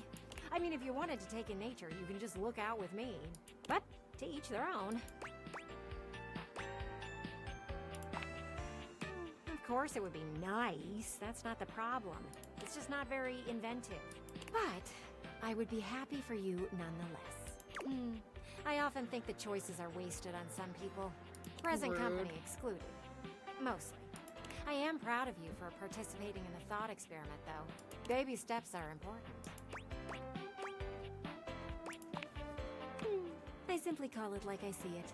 Gwendolyn starts suddenly, her head following a distant flash of movement you only just notice out of the corner of your eye. Ooh, the kid from across the street is back out with a ball and mitt. He's playing catch with his mother. That is so sweet. You know what? I think I'm gonna watch. See you later. Gwendolyn doesn't even wait for you to leave, resting her hands on the windowsill as she busies herself watching your neighbors outside. Throw the ball a little harder, buddy. I'm invested.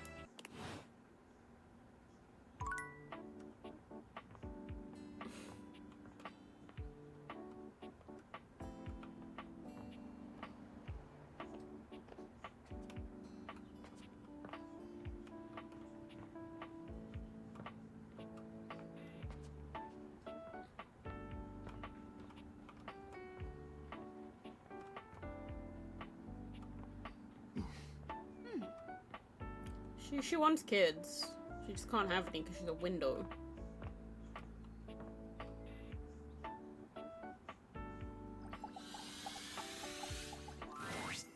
Welcome to the Abode of Mysteries, where today we will play the ancient game of chess. First founded as the Indian game known as Chaturanga before the 600s Anno Domini. That's year of our Lord Christ! It traveled throughout space and time to reach us today as the most popular board game of all. The game used to have elephants for pieces, but now it's like bishops and stuff. Do you know how to play? That's great! Saves me an explanation. I have the pieces set up right here. You can be white, I'll be black, which means you go first.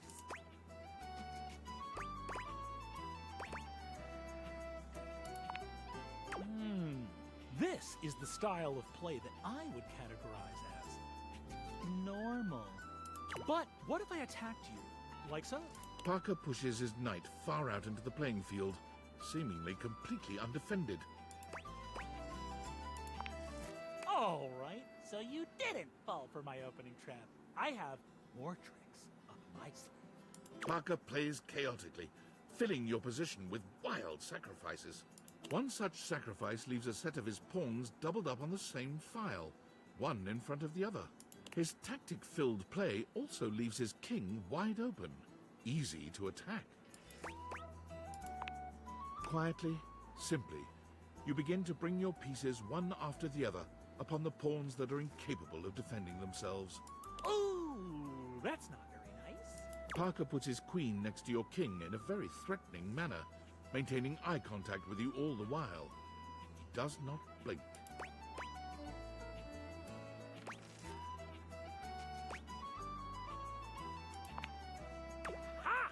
Parker proceeds to wipe the board with your pieces, outplaying you move after move. With an almost practiced ease, you bring a lost bishop out of your pocket and place it back on the board at random. Parker doesn't seem to notice. It looks as if you've gotten away with it. Do your worst. Oh, my goodness! I didn't notice that was there. Don't! No!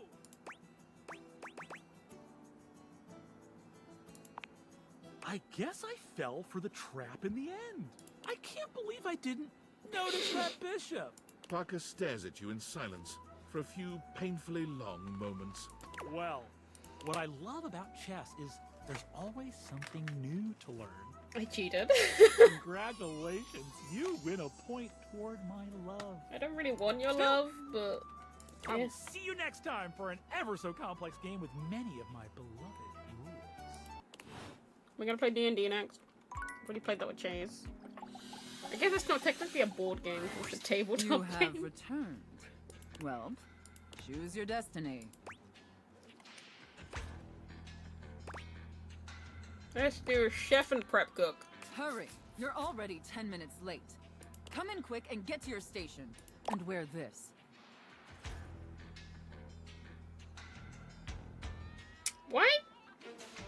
Why does this have... suspender straps? Are you the new prep cook Carlo recommended?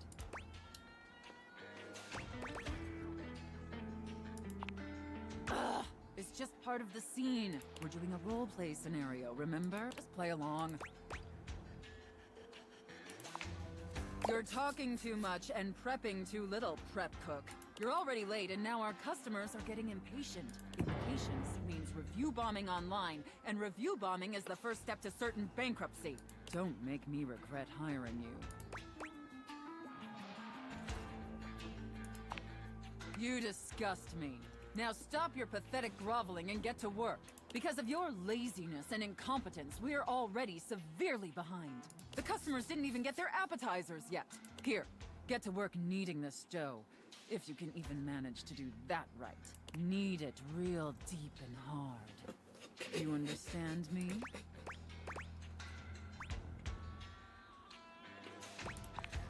Maybe I didn't make myself clear, worm. In my kitchen, I am the Alpha and the Omega. You exist to serve me unquestioningly and without hesitation. And at all times, you shall address your superior as yes, chef, and yes, chef alone. Do you think you can get that through your thick skull? Better. Not great, but serviceable. Maybe we can mold you into an adequate prep cook yet. Now knead that dough. Knead it really, really deep. Harder, prep cook. I want to see the beads of sweat glistening on your anxious brow.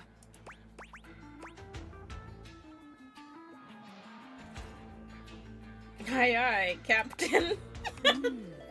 Very good, prep cook. Apparently you can follow orders when properly motivated. All right, enough with the bread. I need you to move on to preparing the main course. The turkey. Oh, we gotta stuff the turkey? Here. Yep. Take this stuffing and push it deep Oh my inside God. the cavity. As deep as you can possibly go. Can my little prep cook manage that painfully simple task? Well, what are you waiting for? Get to work! That's it, my little prep cook. Take that stuffing and shove it deep inside that turkey. So deep. Fill that turkey up with those steamy, moist breadcrumbs. Shove them But as of course, deep as Ari, you anything can be possibly taken out of can. context. Now quickly, slide the bread and turkey inside the oven. But first, make sure the oven gets super hot. Cooking is super sexual, didn't you know? We need to make sure the food gets thoroughly cooked after all. How hot is the oven, prep cook? Now That is a very, very hot oven indeed. Good work, prep cook. Maybe you're not entirely a pitiful, worthless drag on this business after all. By the way, while you were toiling away on your pathetic excuse for dinner, I was busy creating one of my world-famous desserts. They're exquisite and delectable works of art, as I'm sure you're aware. Now, normally, I wouldn't allow someone as insufferable as yourself this honor, and especially not on their first day. But since you took orders competently, and proved yourself a serviceable addition to my team, I decided I want to give you a reward. Your reward is to lick my spoon. Lick it clean, and tell me how thick and sweet my cake batter tastes.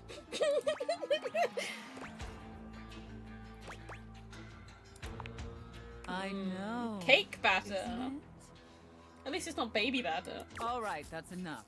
Now go clean the dishes. They're incredibly dirty, and frankly, so are you. I need you to scrub them of all their filth. Do you understand me? I mean, I guess she can't make baby batter, right? Scrub the filthy dishes like the pathetic, worthless worm you are. And scene. I don't know about you, but that left me quite pleased. An adequate and serviceable job, my little wretch. Tell me, did you find it as satisfactory as I did? It pleases your mistress to hear that. And considering you were not a total disappointment, I'd be interested in exploring one more of these to go. I look forward to experiencing your vain attempts to please me.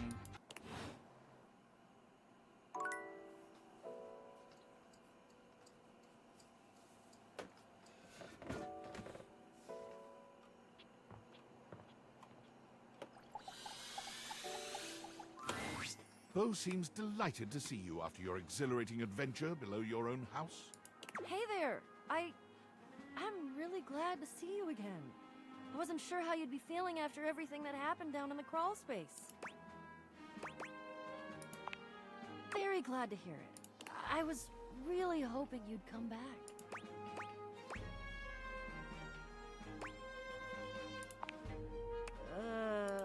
You what now?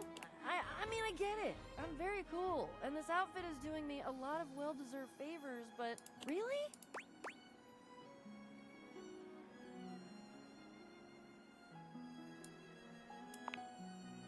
Well. I can't say I haven't thought about you that way.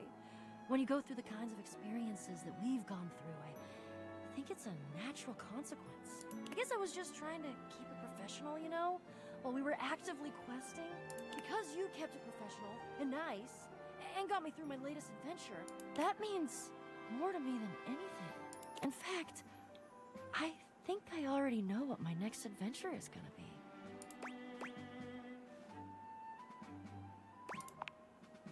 Ancient custom from many cultures.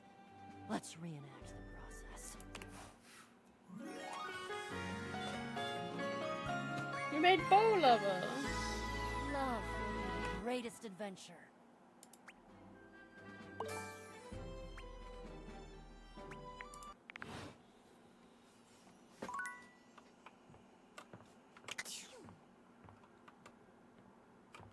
Actually, before I go to bed, what number is Bo again?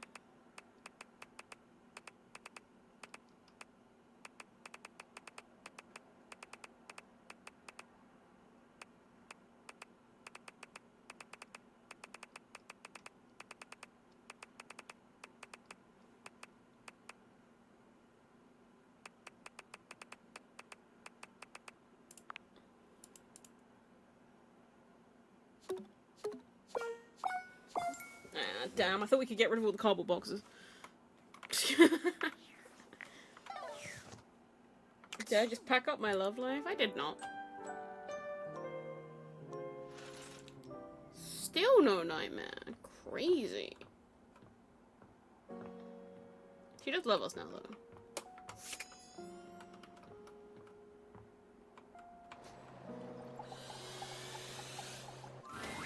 Oh, look. A fantastic red shirt. If only you were a Toreador. We have just been discussing whether or not we're excited for the upcoming end of our little project. I, for one, cannot decide. On the one hand, it means we will have completed the piece. And there's something wonderful about that. Something wonderful that we've worked on together. What we've created couldn't have been created by anyone else at any other time than by us, right now. On the other hand, we won't be in the midst of it anymore. And that's... there's so much sadness in that. I think that I'll miss you all. I'll miss this. Such suffering on either hand. How sweet. And Cam? Cam? Yeah? What are we talking about? About the end of our time together. How we feel about it. I'm very ready to have it all finished at last. How about you? Oh, yeah, I don't care. Apathy. What a fetching color it is on you, Cameron. Shall we get started?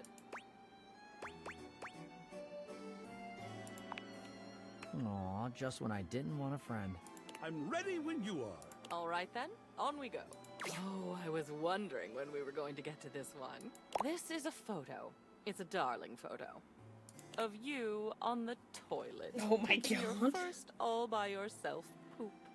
You kept screaming for her to get the camera, and you held that little poopy in until she went and got it. I don't think your father was there. He heard about it over dinner. Shall we put this on display?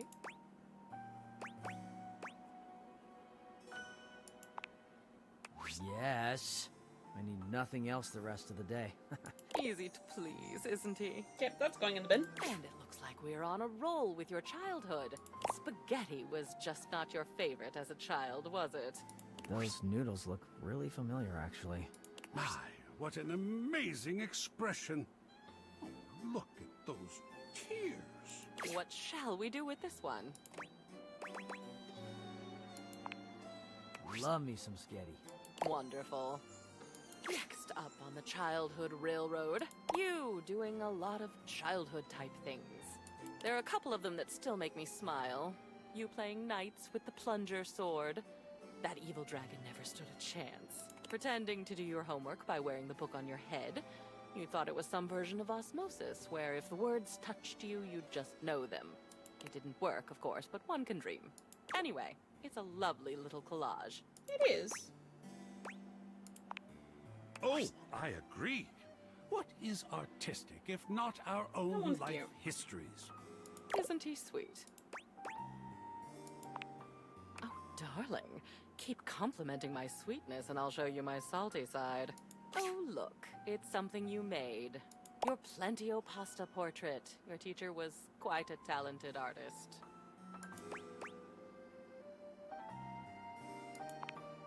You randomly glued pasta to a piece of construction paper, and your teacher created this beautiful drawing around it. At best, I'd say the artistic talent was equally distributed. So, what shall we do with it? I could not agree more. Aren't we all broad-minded today? Oh, this one is a bit ironic. Your diploma, your Bachelor of Fine Arts in Customer Service. You know, no matter what happens, you still earned this. Shall we hang it? AI be damned. That you did. The art of an achievement. We are quite near an achievement ourselves. Oh my goodness. This is our last item. It's your graduation day from high school. We were all so proud of you.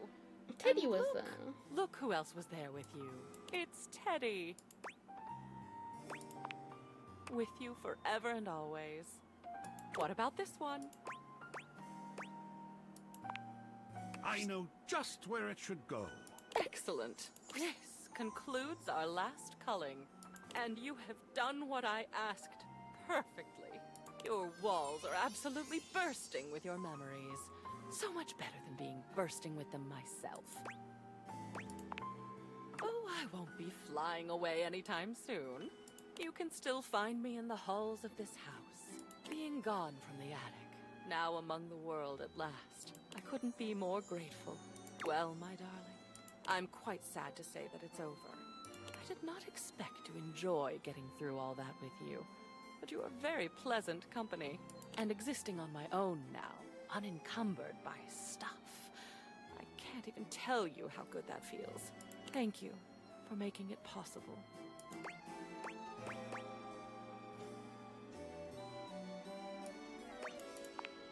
Well, I enjoyed you. I enjoyed the flirtation. I enjoyed the ruthlessness with which you axed the unnecessary parts of your past. I rather enjoyed being put on display. My beauty does need to be seen to be believed. There was a lot to enjoy, and I am open to all kinds of pleasure. What fine eyesight you have. You'd have been a fool to think otherwise. You know, I think you'd better go on ahead and kiss me, don't you? Before I'm just a memory. You and Memoria share a kiss that will live in both of your memories for decades to come. Aw, we did. We made Lady Memoria fall in love with us. Why did you ask, darling? She's pretty. She is. Okay, let's finish up the safe. She's made up with your mind, yeah. You have returned. Well, choose your destiny. Santa and Elf. You, Elf, come here. Ho, ho, ho.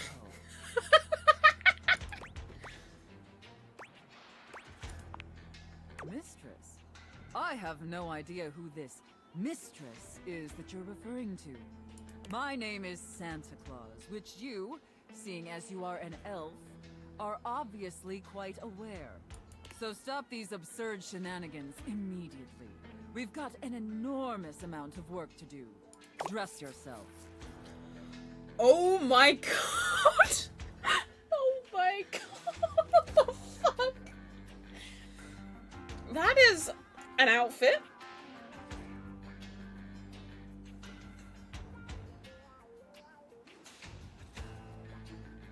I like the festive ball gag. That was a nice touch.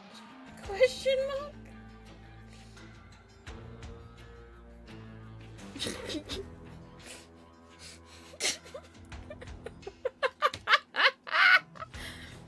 Oh my god. How would you even wear that, And the clock is ticking.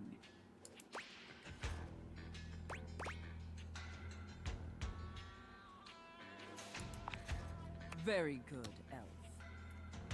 Now, as you are well aware, it's Blissmas Eve. Crotch and bikini. I mean, yeah, so it's a one piece. It's a one piece, so it's like a normal swimsuit, but like we're showing a lot of skin.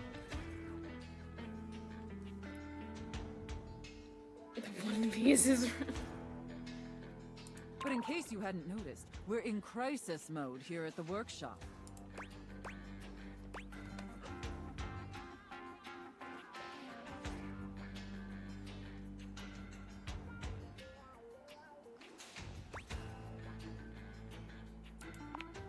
Unfortunately, our head chef, Tinselface, serves some spoiled reindeer stew, and it's rendered our entire workforce incapacitated with horrific food poisoning.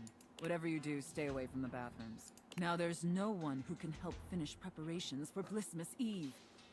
No one, except you. I'm going to be completely honest, Elf. You were not my first choice. There's a reason I didn't have you on the production line at all this year. You're sloppy, lazy, and generally incompetent. Yeah. In fact, you're one of the worst elves who's ever worked for this organization. Ah, shit. Just a total embarrassment to the entire North Pole. If there was anyone else who could save Blissmas, I would call them. But there's not. It's up to you. Do you understand? Good. All right. First, let's take a look at your workstation.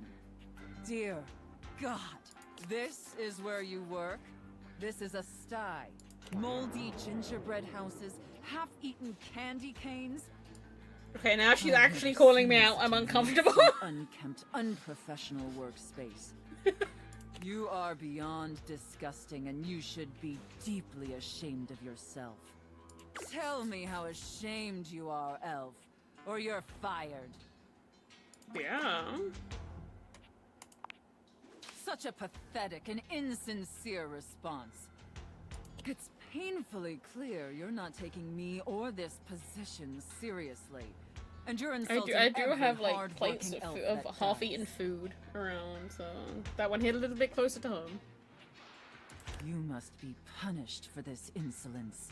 Here, take this old, gross, half-eaten candy cane and lick it until there's nothing left. Enough backtalk. Lick the candy cane. Lick it, Elf!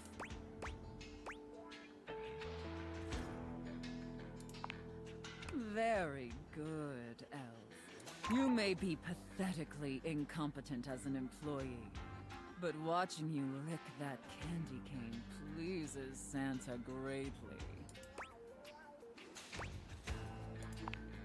In fact, it's awakening an overwhelming hunger Santa hasn't felt in many Blissmases. A deep, powerful burning. Like a fire flickering across Santa's dewy skin and... Great ghost of Blissmas present! Is that really the time? We're even further behind schedule than I feared. Quickly, Elf. I need you to finish building the wooden toys immediately. You like toys, don't you, Elf?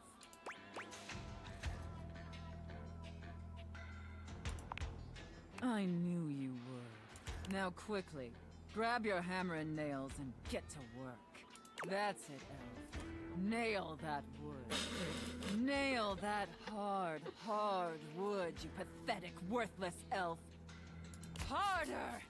Yes! Just like that! Oh! Yes! She came. Looks like I may have underestimated you, elf. She came. No. Thank you, Elf. Santa is very, very pleased with you. But enough chit-chat.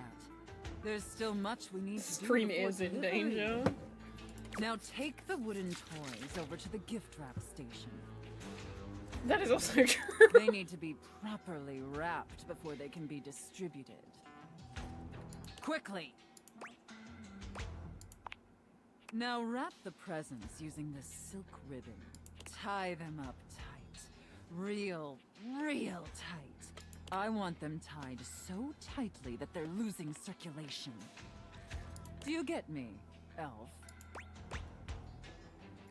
Toys don't have circuit. I guess because she's an object That's too, it Elf. makes sense. Tie them up real tight. Do you feel that, Elf?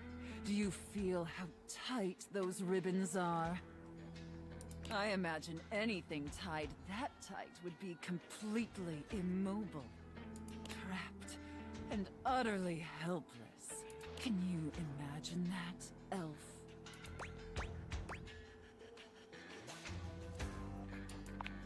All right, enough gift wrapping. Now let me check the time and... You did it, Elf. You successfully fabricated and wrapped all the gifts with seconds to spare. Honestly, I didn't think it would be possible. But despite your myriad inadequacies, you actually managed to save Blissmas. I think that deserves a reward. Don't you? Does that mean I Let's qualify not for ruin health the insurance? surprise. Here, come take a seat on Santa's lap to receive your reward. But first, I need to consult with my list to determine whether you've been naughty or nice. According to the list, you've been very naughty this year. I wasn't aware of that, but honestly, I'm not particularly surprised. Unfortunately, that means there's only going to be one thing stuffed inside your stocking. A lump of coal. It's what you deserve. And scene. I don't know about you, but that left me quite pleased. I mean, Santa was pretty fucking naughty, An right? adequate and serviceable job, my little wretch. Tell me, did you find it as satisfactory as I did? I don't think anybody found it as satisfactory as you did. Very good, Wretch. It pleases your mistress to hear that. Regardless, you've sufficiently helped me fulfill all my role-playing fantasies, and thus injected some much-needed vivacity into my lackluster late-night activities. And it appears, despite my initial misgivings, that you have proved yourself a satisfactory plaything for your mistress. Honestly, and I can't believe I'm saying this, I think you and I could be even more. Don't get me wrong, putting on this persona, building relationships with this specific dynamic, it's a lot of fun. And I love helping my little wretches fulfill their fantasies. But it's only one side of me. It's definitely the side I show the most, but that's partially because I've never really found someone I felt comfortable enough with to share all of me. Until now. So what do you say, little wretch? Shall I give you the passcode to my chassis?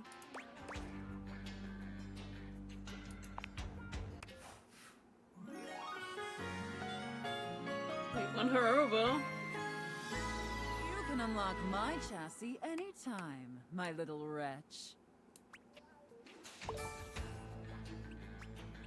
We got quite a chunk of poise now. So theoretically... It's the money! Sophia's gaze is normally fairly stern, but the look she gives you now is downright intimidating. Take care of her, wretch. She is a predictable sort. Sheltered. You would do well to treat her with more of the same. With Sophia gone, you finally have a chance to get a proper look at your money. And to your surprise, it seems that she's evaluating you just the same way. She's beautiful, but she has her own sort of intimidating air. The way Sophia protects her, you'd expect her to be a meek little thing, but she has the air of an accountant preparing to lecture you about your irresponsible spending. Huh. Uh-oh. How much do you need? There's no time for pleasantries if you have come to me. How bad is it? What is the financial crisis? Were you recently laid off? Any bills with accruing interest left unpaid? Did you overextend monetary aid to a relative, friend, or an unpromising lover? Troubling. Duly noted. Then why are you here? Your name? Interesting. Duly noted. I am Monique. As you already know, I am responsible for saving you when you screw up.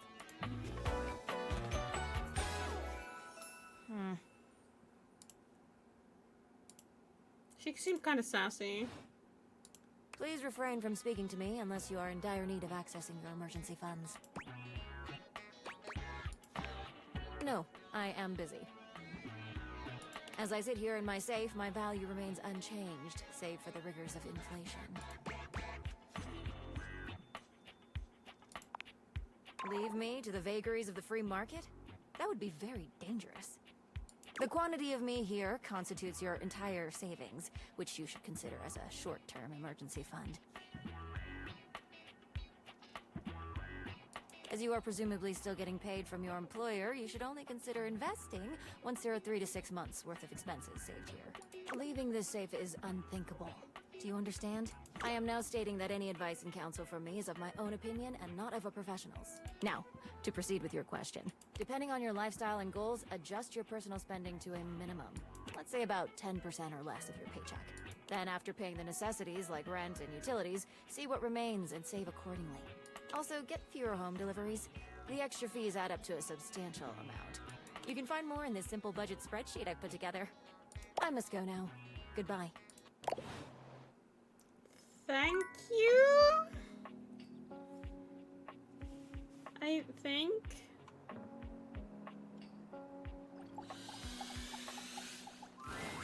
Today, we will be playing a popular and complicated game. This is a game in the Eurogame tradition, one of resource allocation, worker, placement, and cooperation between players. Yeah, money makes me uncomfortable. The money lady makes me uncomfortable. She's talking about budgeting. I don't like budgets. Budgets are scary.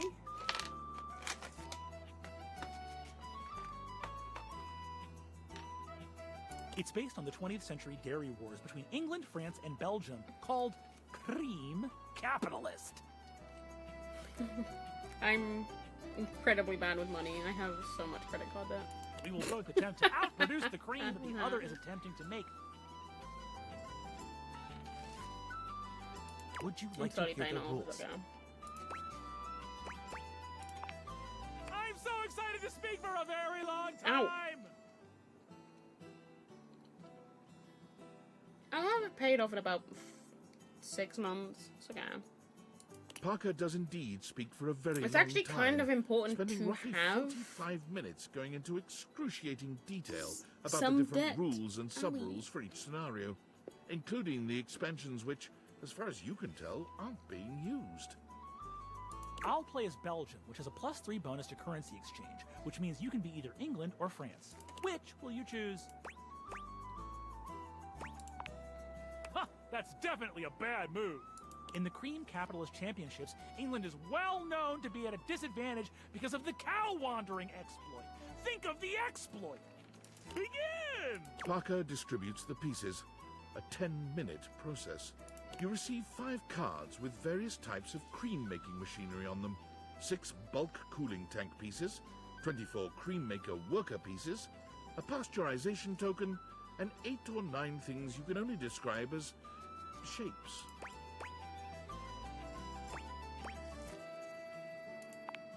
Though the rules are intricate, they are no match for your intellect and resource-mongering capabilities.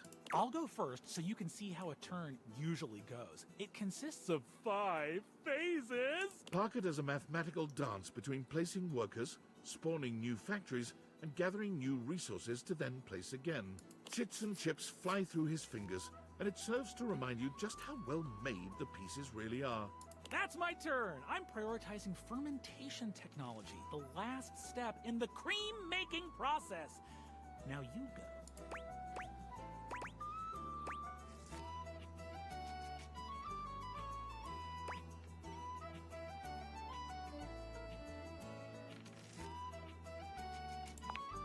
Before long, your factories are awash in more milk than they can handle. The turn goes back to Parker, who spends 10 more minutes going through the 5 phases. I would love some. I've got technologies. some Once pizza my nuts over factories are those complete, stones, but I my can't eat it. process will be airtight. Making cream will be a dream.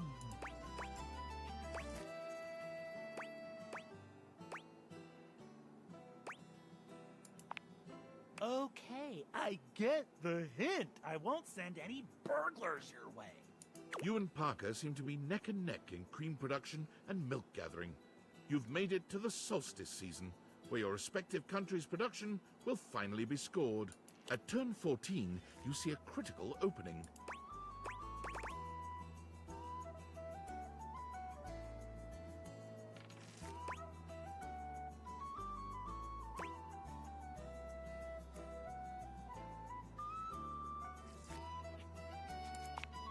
With great care, you have precisely enough resources to keep your factories humming along.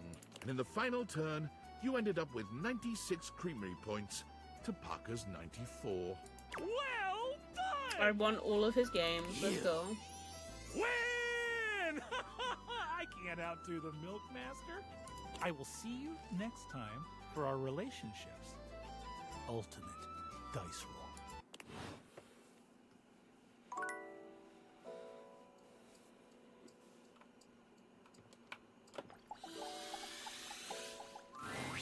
Welcome back. So, here is my plan of artistic attack. This whole house is going to be a gallery.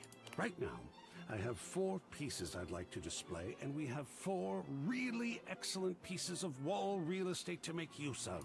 And I'd love your help deciding which piece goes best in which place. Let's jump right in, shall we? The first one is this powerful painting of a ship. It's done in the style of J.M.W. Gasburner.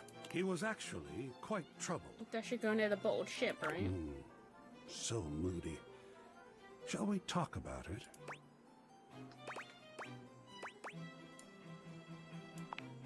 So, what do you see? Without doubt, the great age of sail. There's something so powerful about the ocean, about our attempts to be both one with it and safe from it. What mysteries lie beneath that foaming depth? Why are we so drawn to it when simultaneously it is the source and birthing ground of some of our deepest inborn fears? Fascinating and wonderful.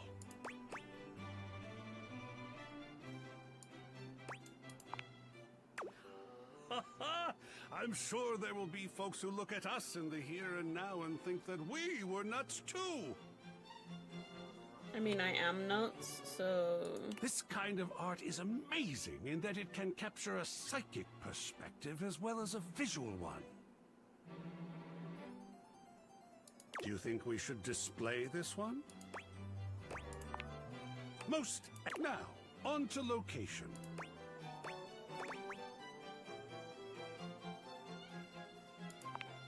Just here. You have quite an eye, I think. Yeah, put the ship next to the ship in a bottle. Fantastic there. Well, there are more to go through. The gallery is yet in its infancy. Come back to me here in the attic when you're ready, and we'll do this again. I so enjoy talking about art, no matter your preferences.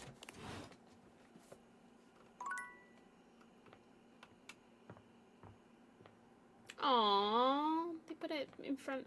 They put it here.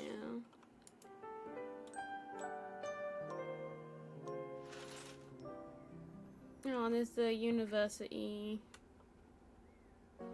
graduation picture, and there's the map. Aww, that's sweet.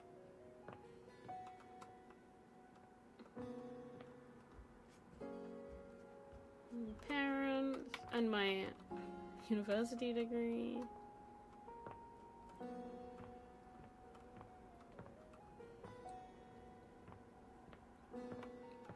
I'd say we've made some good progress again. There's now the only person we're missing is Hirohime.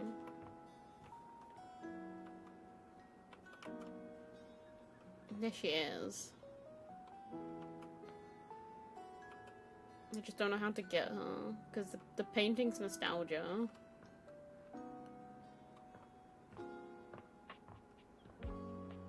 And the rumors are like, to realize the wars, you have to have Hirohime there.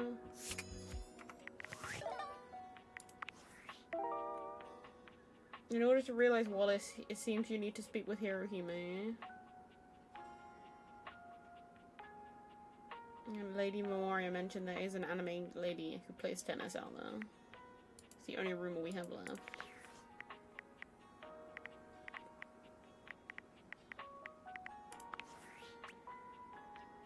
But we're getting close on the spec points to start realizing people. So that is good.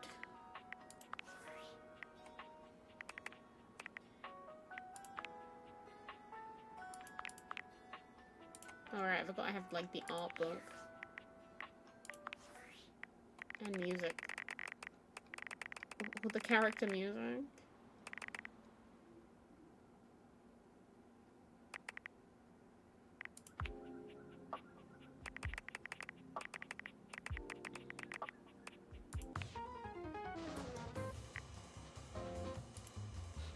The Ratman music.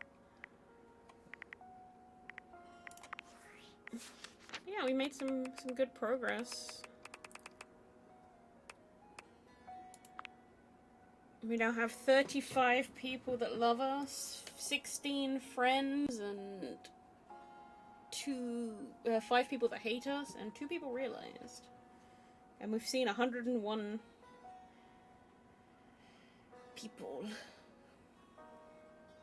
Yeah.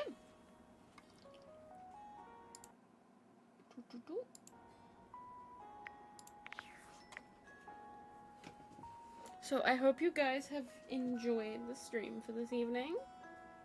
We will be back again tomorrow, theoretically, if I'm not sick again. It should be okay, but we will see. Tomorrow is community night, so we will be playing some community games. So I hope you all have a wonderful rest of your evening, and have an enjoyable night. And I will see you guys tomorrow. Good night.